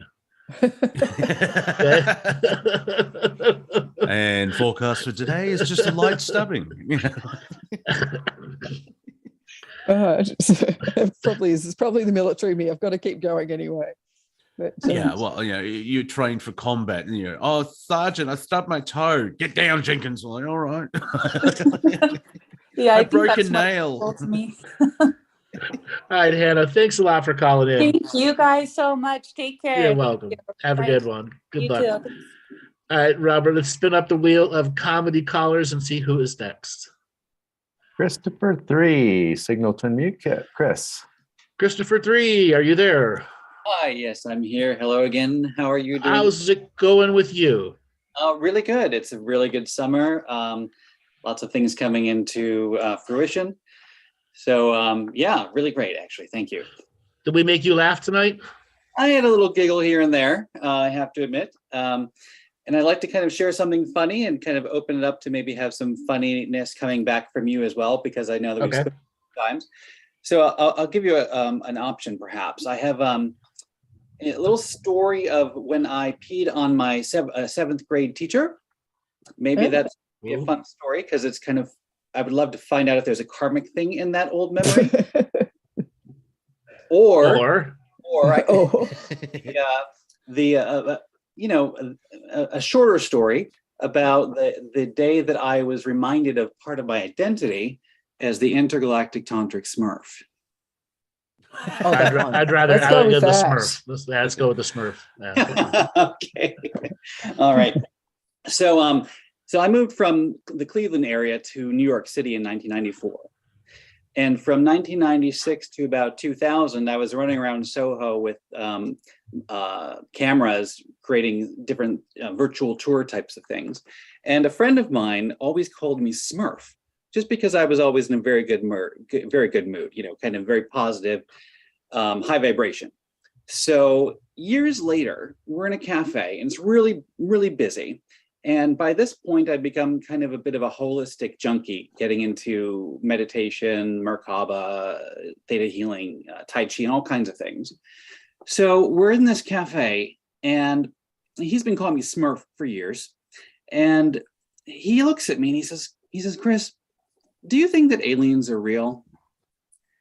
And I looked at him, I said, look, I mean, the universe is so big. How can there not be other civilizations out in the cosmos? And then I shifted my mind, and just something came out of my mouth that I'd never thought of before. And I said, Rinza, if we, not only do they exist, if we got everybody on the planet to meditate in one moment, we could teleport the planet to another galaxy.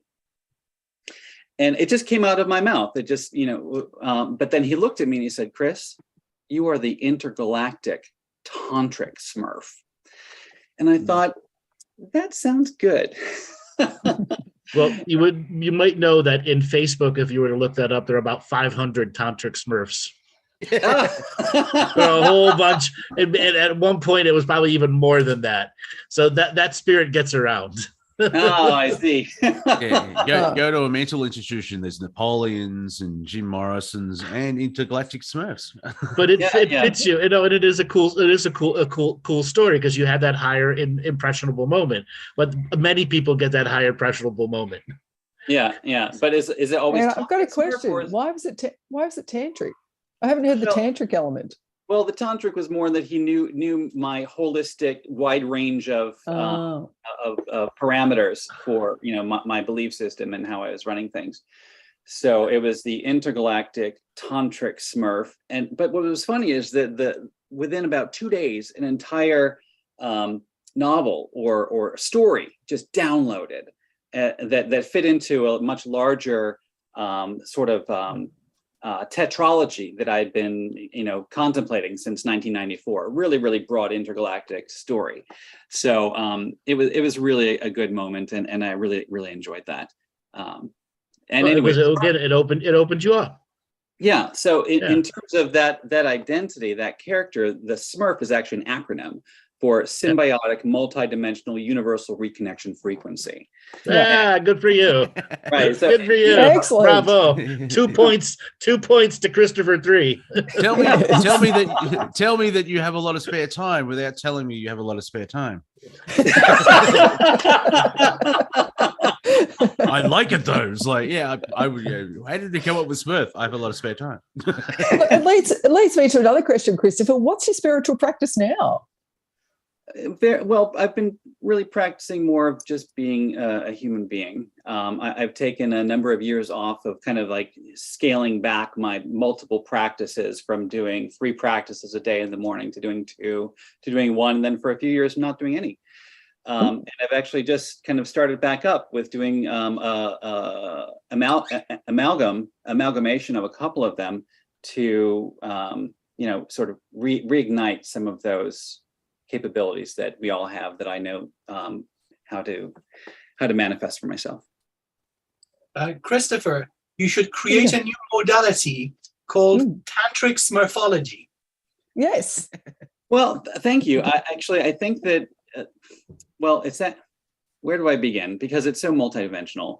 You see, the whole thing for me was the coming together of the different personalities. The reason why I chose this particular moniker of Chris 3 is that there are really 3 different career paths that I've had in my life. One of them was very early. It wasn't really a career, but it was a training in the theater and the performing arts. And then when I moved to Manhattan, I became a webmaster, multimedia guy, virtual reality, 3D, all this kind of stuff. And then, of course, the holistic training. So to merge all of those 3 things together, it's like, how can I possibly do that? And anybody believe that I'm, serious? So the intergalactic tantric Smurf may be the way that I get to present that, because it's a multimedia film project that's participatory, where people get to also play along with me in a sort of participatory art modality. To create this fantastic storyline that we're all a part of. So it's a vehicle for me to share that. And Smurf is really actually the nature of that moment when you're on the dance floor and it all just pops and everybody's just jamming, and that's just so alive and so much fun. So probably in the next couple of years, probably before 2030, maybe we'll all be invited to participate in it in a new kind of way. So everybody is painted blue. Everybody's doing tantra. Everybody's raising their vibration, dancing around, just letting it rip. Yeah, except for me. I'll be listening to Slayer. These interdimensional raves. Yes. They'll be soul grinding. Oh, there'll be soul grinding for sure. Yeah, imagine like a 3D IMAX screen in the dance floor with cameras behind them projecting 3D compression space from another city around the world, like dancing with holographic ghosts, if you will. So I'll be in the metal room if you need me. There has to be a metal room, because I like Slayer. I mean, counting to 4, and there's that side train. Yeah, that's nice. Slayer. Slayers. You could do it like a silent disco where we all have headphones, but everyone's got what appeals to them all coming through them. You could still all be rocking out in the same room. Well, you can do that, anywhere around the world and participate at the same time, either at an event, not at an event. So, and you don't have to be blue. And so it'll be like a masquerade ball, and you can be anyone that you want to be. So you can be an intergalactic person. You could be somebody from history, a god, a goddess, a hero, a villain, a vampire, whatever you want to be. You'll be able to be it. Somebody's fast on the computer. Yeah, Robert's awesome. Yes, fastest memer in Colombia. Tantric battery. And of course, Smurfs are French, so you need to do it in a French accent. Tantric, no, I still think, Slayer. Back on the concept though, and thinking back to Fabulous Yogi Tree was just talking about ecstatic dance. I think you should have multiple venues around the world, but they still need to be crowds, because there's nothing quite like that mentality when you're at a rave where everyone. Absolutely. Yes, there will be at least 20 locations around the world, and they'll all be connected. I figured the best way to do it would be to have like a week-long music performance art festival where people can come and go for a couple of days and act out their roles for whatever sort of fantasy character they're really into. So I think I'm already doing that right now. Aren't we just doing that, Andrew, acting out these roles this time around? Yeah, pretty much we're doing that right now. It's on a grander scale. Nice. Well, just trying to open it up for more people to participate. All right, thanks a lot for calling. I love this concept. Thank you for listening. Thank you so much. Thanks so much. All right, brother, take it easy. All right, Robert, let's spin up the wheel of comedy callers and see who's next. All righty, Jazz signal. Jazz, are you there? Wow, a style of music just. Jazz, are you there? Jazz, going once, going twice, going 3 times. Jazz is Jazz is trying to. She's in the chat room. She's got her mic. It's doing something, but she's there. Oh, there it is. You are unmuted. I think it's her mic that's messing around. Uh-oh. Ooh. Hello? Yay! Oh, yay! Where are you calling from, Jazz? I'm calling from Virginia. Virginia, welcome to the show. Did we make you laugh today? This is actually my first time. Oh, yeah, definitely. I actually came in on the end of the foot fetish. So I was actually surprised that a lot more people didn't know about that, but like... Did you know about it? Oh yeah. I have a lot of friends who are kind of in the porn industry, in So some people like they run into a lot of characters. Yeah, the footeteers. Yes. Well, I had a lovely joke, back 100 years ago. Men taunting women. It's like, show us your ankles. And I think that's just a carryover of the foot fetish. It was like, look, this woman's naked. I can't see her feet. This is terrible. So, Jazz, do you have a toe stubbing story to share with us? I do have a funny story. It does have to kind of deal with like what I'm going through right now. Like a couple years ago, I wasn't very spiritual, but I have narcolepsy actually. So what I ended up doing is I have to sleep a lot. And then I ended up lucid dreaming and like astral projecting by accident. So I actually picked up a lot of entities that started screaming back like negative things at me. And unfortunately for me, I saw some very unfortunate fetish art that bothered me for the rest of the year. I'm not sure if I should say what it was, but your choice. Might as well.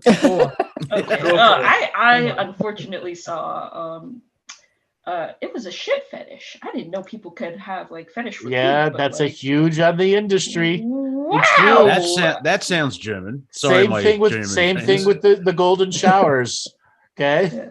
Oh, well, I could understand pee because you can actually do that somewhat like sanitarily. So let me guess, you ran across 2 women in a cup. No, I ran across. If you don't know what it is, don't look it up. Woo! Don't look it up. I ran across somebody trying to eat another person's poop. Yeah, that's common. You can't unsee that. I cannot understand that. Yeah. So the entities, of course, like picked up like I was like extremely distressed about this stuff, and then it started shouting that back at me to the point where it was like, even in my waking hours, it was like, ha, shit eater, ha ha. And I just eventually got so fed up with it that I just eventually started, whenever the entities started like saying that stuff, I actually made it eat its own shit. So there you go. Good. It actually got the nickname shit eater for like the other entities that were surrounding it for a really long time. That's the power we hold, ladies and gentlemen. We can get other entities to eat poo. And it was like this really big boss entity, I think. So like, I got basically all the other, not baby, but like the lesser power entities just to start like completely disregarding this really big entity because of it. You took the mafia down. I did, and unfortunately, it did get me on an actual shit list. So I'm getting pretty from eating shit to you're on somebody's shit on list. Exactly. So that's what you just got. You just got to take all the dons out in the neighborhood, and you be nicknamed Don Killer. I've been having to kill so many entities, like boss level entities. It's actually you got to think of a better. You got to think of a better way of getting rid of them. Yeah, I've been doing. Yeah. Honestly, I would take so much advice right now because it's been like the same guys just trying to come back. I kill them once, they come back. Kill them again, they come back. You're not really killing them then if they're coming back like that. They're playing dead. They're playing dead, probably. They're respawning like a video game. So honestly, hold on. Let me open my book of spiritual insurrection of how to deal with dummy demons. Mm-hmm. Chapter 9. How to humiliate. Okay. So next time you kill one and it respawns is the same thing, you go, whoa, wait a second here, Mr. Demon. Why are you repeating yourself? That's actually what I say to them all the time. And so you're back for round 2. No. This means you're polymorphic. And that means I have the capacity to change you every time you die. So the next time I'm going to kill you, I'm going to make you come back as a potted plant. Oh, that's interesting. And then I'm going to kill said potted plant and make you come back as a mole. And then I have a whole list of other things that will occupy their next 500 years. Unless the bitch signs a no interference clause with you, and you have spiritual contracts where they're completely disengaged from all of your realities because you are a spiritual extortion artist to them. And make sure you include one of those forms as a toilet brush. Yes. Okay. As I said, there's all sorts of really unique ways to get the dons out of your way. Okay. Yeah. Do they want to spend the next 500 years as a mole under your thumb? No, they don't. That's up to them. That's going to be up to them. Now, let's say you turn one into a mole and another one appears. Oh, they're truly a polymorphic body. Let me grab as many of your bodies before you create them as possible. Next time. But what am I going to do with it? I'm going to turn them into bricks and just leave them in my backyard as a pile of bricks. Yeah, or build a shit house. Okay. They're the bricks in the shit house. Oh wow. Exactly, the bricks in the shit house. Okay. I don't know which is worse, a shit brick house or a brick house shit. No. Turn them into a porta potty. Yeah. Oh my god. A chemical toilet. Okay. Yeah. No running chemical. Water, exactly. I turn them into a chemical toilet. Now, do you see the level of how your creativity can give you street cred? Okay. It's like in the mafia movies, put the horse head. You got to have your thing. If they fuck with you, you're going to horse your version of the horse head. Okay. You got to send them a message. Yeah. Exactly. You got to send them a message. Okay, now. All right. Chapter 5 in spiritual insurrection.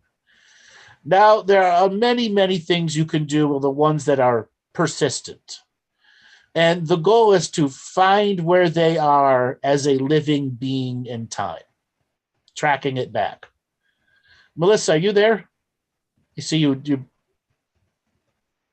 This is something, Melissa. This is something. Yes, this is something Melissa and I, every now and then, we tag team things and track it through time. Okay. I would like to do this with you with what Jazz is going through right now. Okay.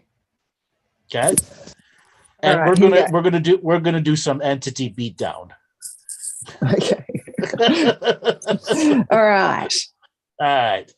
So Jazz, cue the Ramones, beat on the breath. Let's go. Where are those energies at with you now today?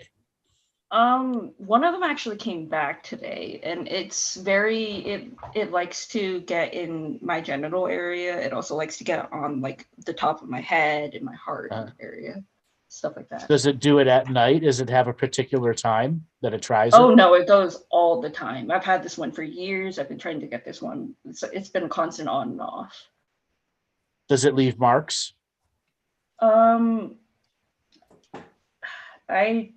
I'd say I did get a wound like really recently on the inside of my leg that I don't know where it came from. So yes. Yes. It leaves marks. Does it have a name? I named it a while ago while we were when I thought it was like benevolent, but it turned evil, obviously. It really doesn't like the name. It's Astara. Astara. Okay. And it's a name you gave it. Yes, I named it. Okay. So Melissa. Yeah, sorry. As she's describing what is it that you see with this entity and how it interacts with their energies? All right. First of all, there's 3. Okay. You got 3 different entities. This particular entity that you've named, the one that you're talking about, is by far your most prevalent interactive, but it's actually prevalent. This is not to be mean, but by invitation. It's by your intent that it continues to come back in, even if someone has worked to clear it for you. Mm-hmm.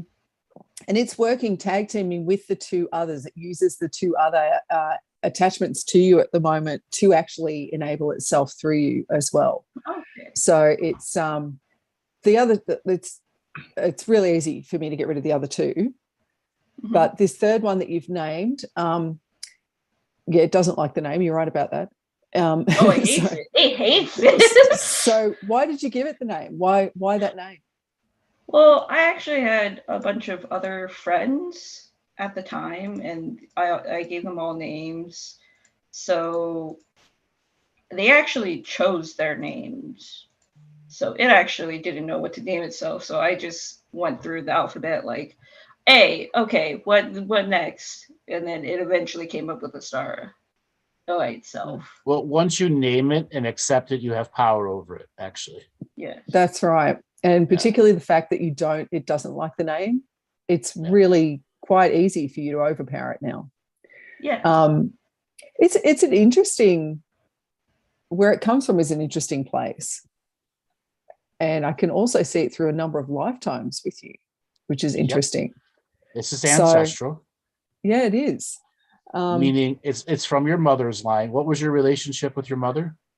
Oh, it was really rough, but it was because of my end, and I'm actually not working on it right now to fix it on my end, and she's being really receptive towards that. So we're actually healing things. But in the previous, it was difficult. Yeah, it was very difficult, and it was definitely on my end. Yeah. Okay. All right. So Melissa, when you see this thing, we're going to get rid of it. Just to give a description of how it influences her energies. Oh, God, I was going to say I can tell you what it looks like, but it's, that too. Well, that too. This is one of the. It's you wouldn't like the look of it. It's quite the interesting character. It's a bit like, I don't know if you've ever seen. There's an episode. not sure if you're on that one. I think you were, Andrew. Andrew and Amir and David Ellis did a fabulous episode about angels and what they truly look like and what they truly are. And this would fall into the category of what an angel truly looks like. It's got that really bizarre, really unattractive, nothing that you would recognize look about it. But it's got a fabulous sort of dark green slime to it as well. And so in terms of what it's doing, look, it's absolutely messing with you in the way that you're feeling you're being physically assaulted by it. It's certainly acting through those portals. It's finding those base portals, what you would call a chakra, as its favorite access for information and intrusion. And so Andrew's probably better to talk about why it's doing that than I am, because I can see what it's doing and what it's trying to source. But it's trying to at all the crucial choice points in her life, it wants to be active, so she makes the wrong choices in life. Yeah, another reason so it's that it stays base sacral area. Well, it's the spiritual contract. Goes back to Germany in the 1500s and having to do with beer brewers that were using hallucinogenic energies with spirits to imbibe like a liquid that would give you religious visions. And that was like a dark magic thing that was done back then. And the family was deep into it, and you try to get out of the family, but still have to deal with the curse, because cursed beer was very common, really, really common. It was a way they infected towns with entities and called up demons and stuff. Okay. So this thing has access to like any lifetime that you have future, while it has access to you until you've eliminated it from ancestral access to the XY chromosomes. All right, so at the moment, I'm just going to butt in here for a little bit, because at the moment, Amir is actually doing some amazing work at holding this thing off you, because we're paying attention to it. It wants to be seen, so it's actually trying to assault you at the moment. And Amir's actually single-handedly holding off while I'm just standing by watching. It's very worried about me, about what I'm going to do to it. Amir, kick it in the nuts. Amir, kick it in the nuts. But Amir's doing amazing work right now, where he's single-handedly holding it off you, which is pretty amazing. And I'm selling T-shirts in the crowd. That's right, as usual. But the fact that we're drawing attention to it, it really wants the attention. It's waited lifetimes to be seen. No, this is like the serial killer who wants to be caught. That's right. It is. This is the serial killer who wants to be caught. But the biggest question in all of this, though, is: do you want it gone? Oh yeah, 100%. Are you sure? Because you've invited it back in. You did have it gone for a little while, and you called it back in. And oddly, but we're human. Some people can feel very empowered by the power an entity makes them feel more powerful in themselves. Like so some people don't. You want it gone? Yes. All right. But how would I stop it from coming back? Because if that's the problem, you got to change you. Okay. So it's like the simple answers to that. But yeah, you need to lift your game, lift your vibration, hold your presence more strongly, so that such things can't intrude. Such things can only grab onto us. Actually, it's really part of being human. We're in a really low emotional state. We're in that really low vibration of a lower emotion. Can these things attach or grab on or latch on to us? And so that's why you'll see someone alcoholic will have enormous entity troubles. You'll see people like that are in a low emotional state. That's when they become vulnerable to this sort of stuff. And we all hit those low emotions. We all go there. Like, that's part of us being here. But so it's not that you're at fault or that you're weak or that you're pathetic at any stage. Rubbish. All right.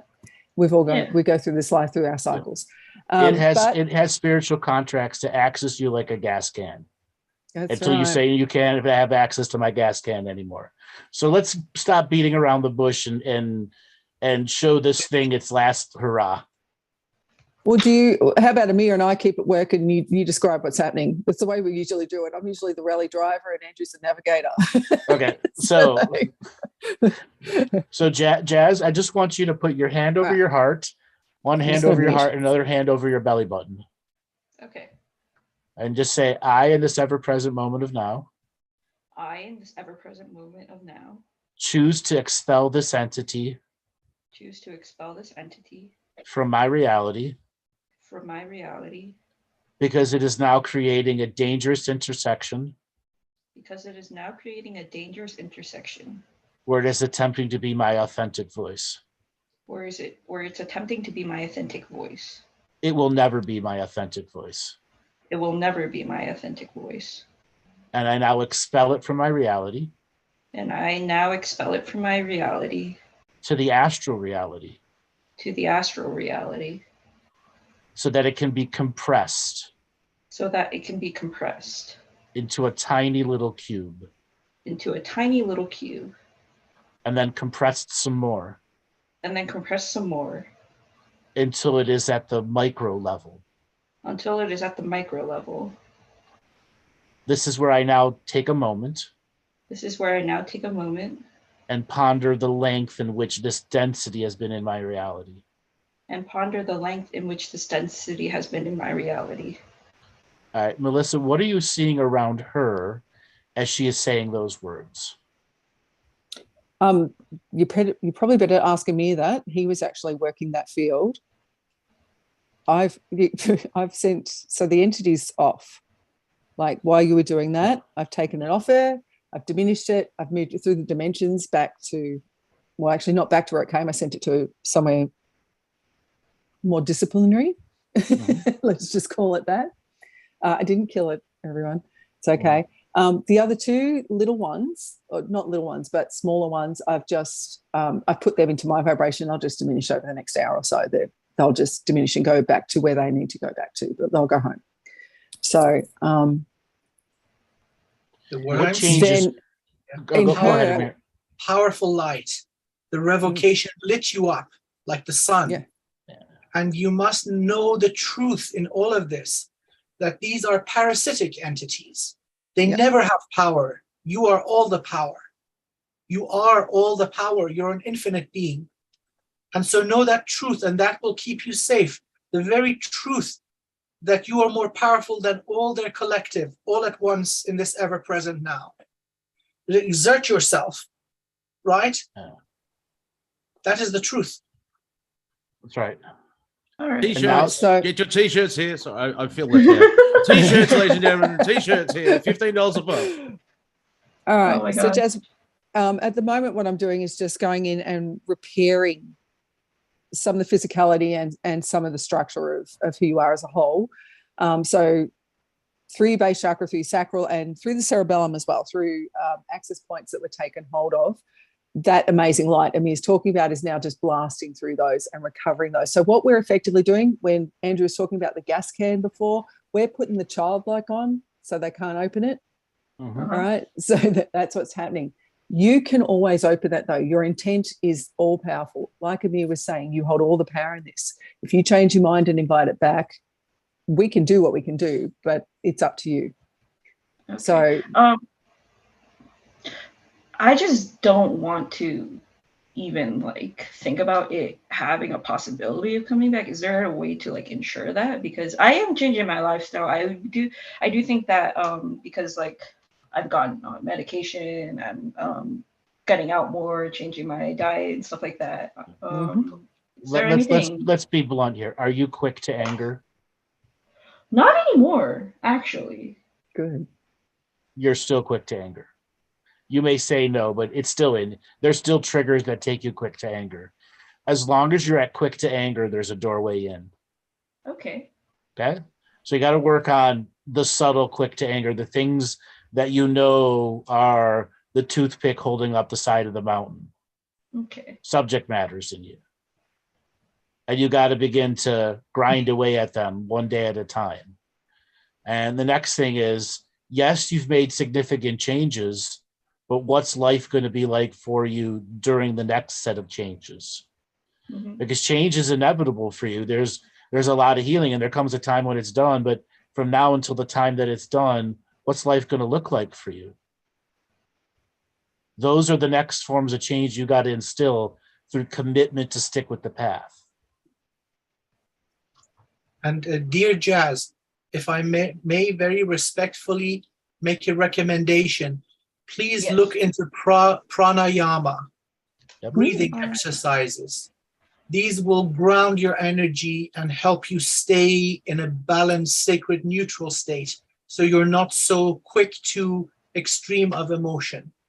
That will be very beneficial for your physical body and your healing also. Okay. Then the next thing is you really got to identify your life traumas and make a list of them: major, medium, and minor. Okay. Once you start naming it, you can start getting power that you've given away to those different life traumas. All right. Headbands. I've got headbands, t-shirts and headbands. My last question is just like, is there anything like blaring at the moment that you would tell me like, hey, don't do that kind of thing? Don't have any open relationships. Yeah. Okay. Yeah, that's a good call. Yeah. Stick to the monogamy. Don't let anyone convince you otherwise. And don't be too hard on yourself. Don't be unkind to yourself. Don't judge yourself too harshly. You are human. You're going to make mistakes. Humans do that. So, yeah, remember to... That's helped me. It's like, oh, I'm so terrible. Yeah, but you're a human. And that human card gets you out of jail so many... Not real jail, but... If only. Yeah, exactly. But, I mean, spiritually, it's like, oh, I'm human. Now, I mean, it's we're talking earlier about if you make a mistake. I remember something that JFK actually did before he was shot.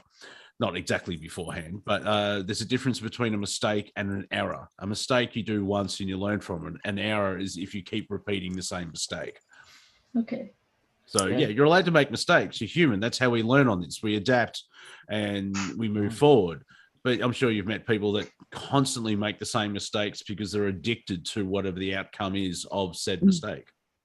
Okay. Yeah. And I think the other thing for you to focus on is, no matter how cheesy the line is, raise your frequency, and how it's been overstated, you literally have to commit to raising your frequency on a daily, weekly, monthly, yearly basis. Long-term commit to it and understand that'll have ups and downs in its process, but committing to raising your frequency stops these lower entities from having access to you when you reach a certain level. Okay? Committing to raising that frequency, and with whatever practices that make it work for you. Okay. Learn as many practices as you can. Have that big toolbox that can keep that going, and then enthusiastic effort. It's got to be happiness for you to do it. It can't be a chore. Okay? Magnets, headbands, t-shirts. Magnets, headbands, t-shirts. That's why I like it in my spiritual insurrection book, is how to humiliate entities, because it can help you get a lot of power back. Right, it can get you a lot of power back, especially from something that's tortured you, and you're not in that spiritual humiliation process. You're not. Yes, you're causing a damage to it, but you're not causing it equivalent to what it's doing to you. I see. Okay.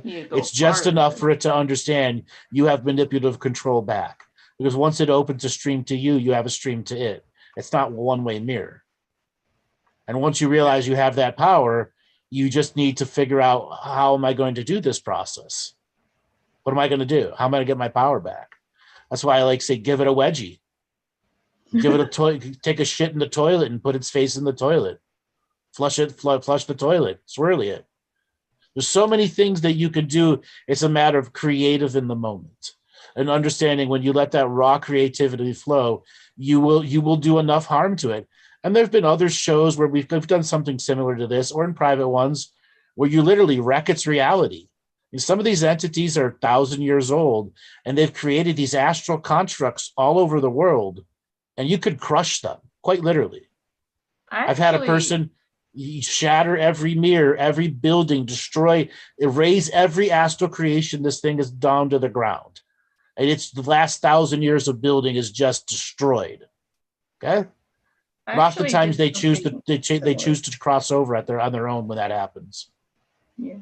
I actually met something in 2019 that actually spooked me hard enough.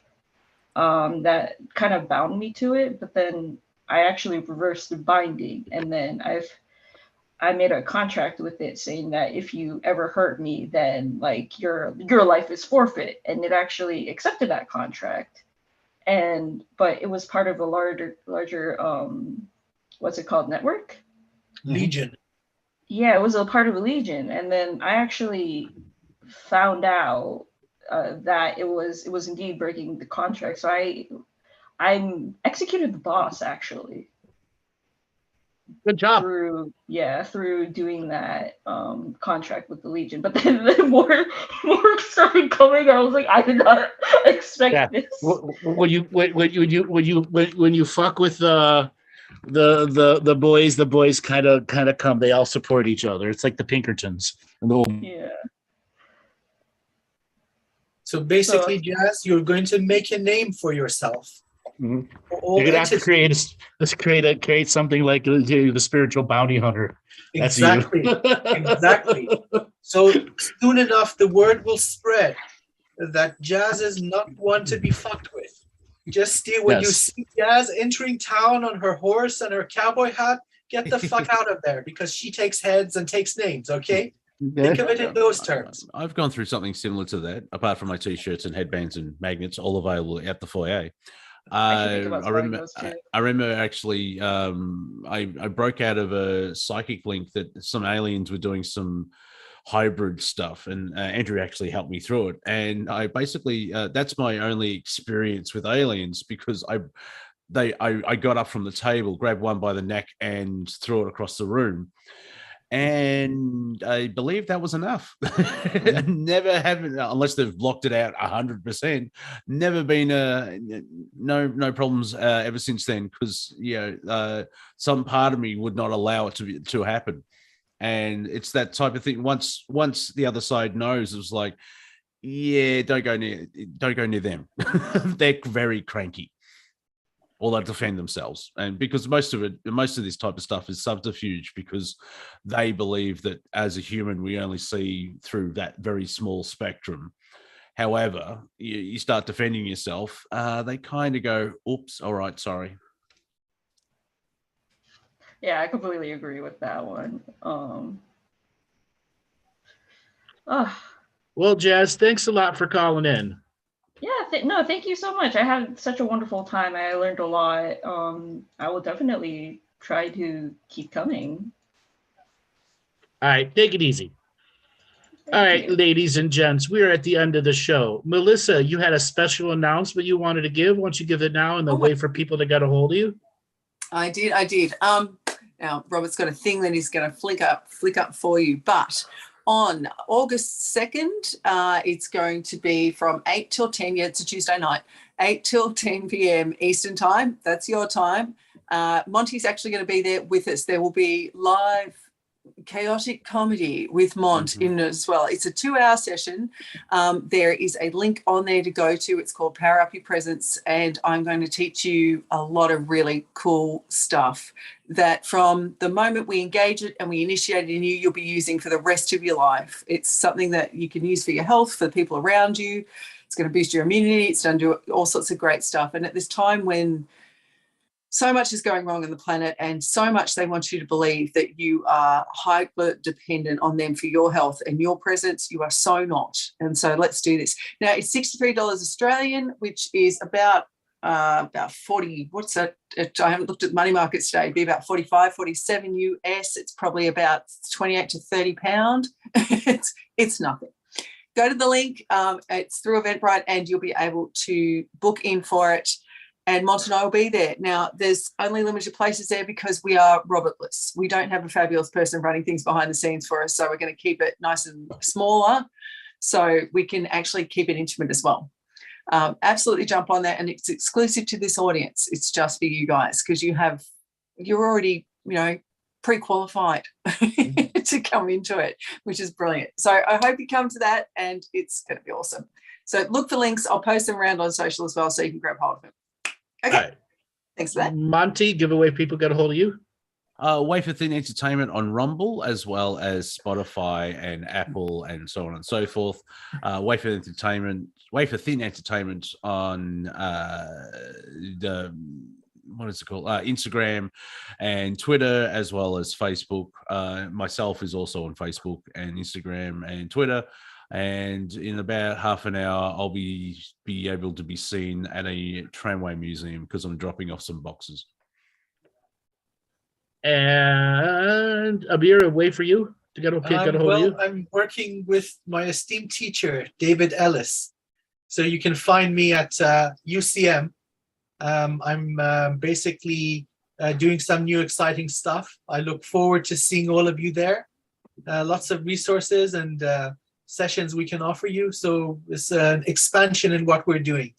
And in advance, thank you so much for your participation. All right, everybody, you know who I am. You go to my website, andrewbartzis.com, and you get a hold of me there. We will be back next Thursday for another call-in show. All right, everyone, let's take it away.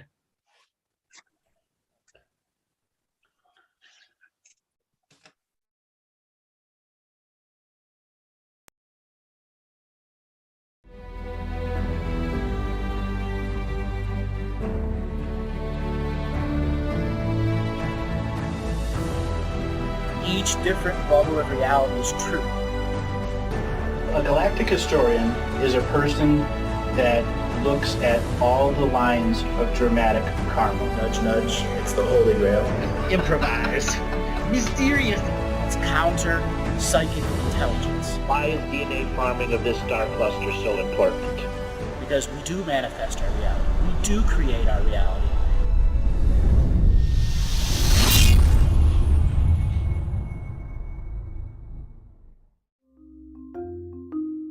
Hello, let's create, let's co-create, and let's change this world with love. No matter if you're from Alpha Centauri or Earth, we all began with the same birthing process. We live in a limited point of view. Living the mystical life daily is about striving for the unlimited point of view. Each day, each human being gets an infinite amount of choices. Living the mystical life daily is about facing obstacles and challenges. The level of awareness that you are working at means you have a responsibility to be equal with it. How does one truly let go of expectation?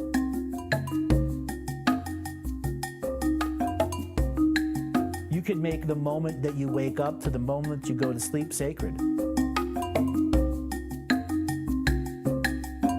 The keys to success: choice, choice, choice, and choice.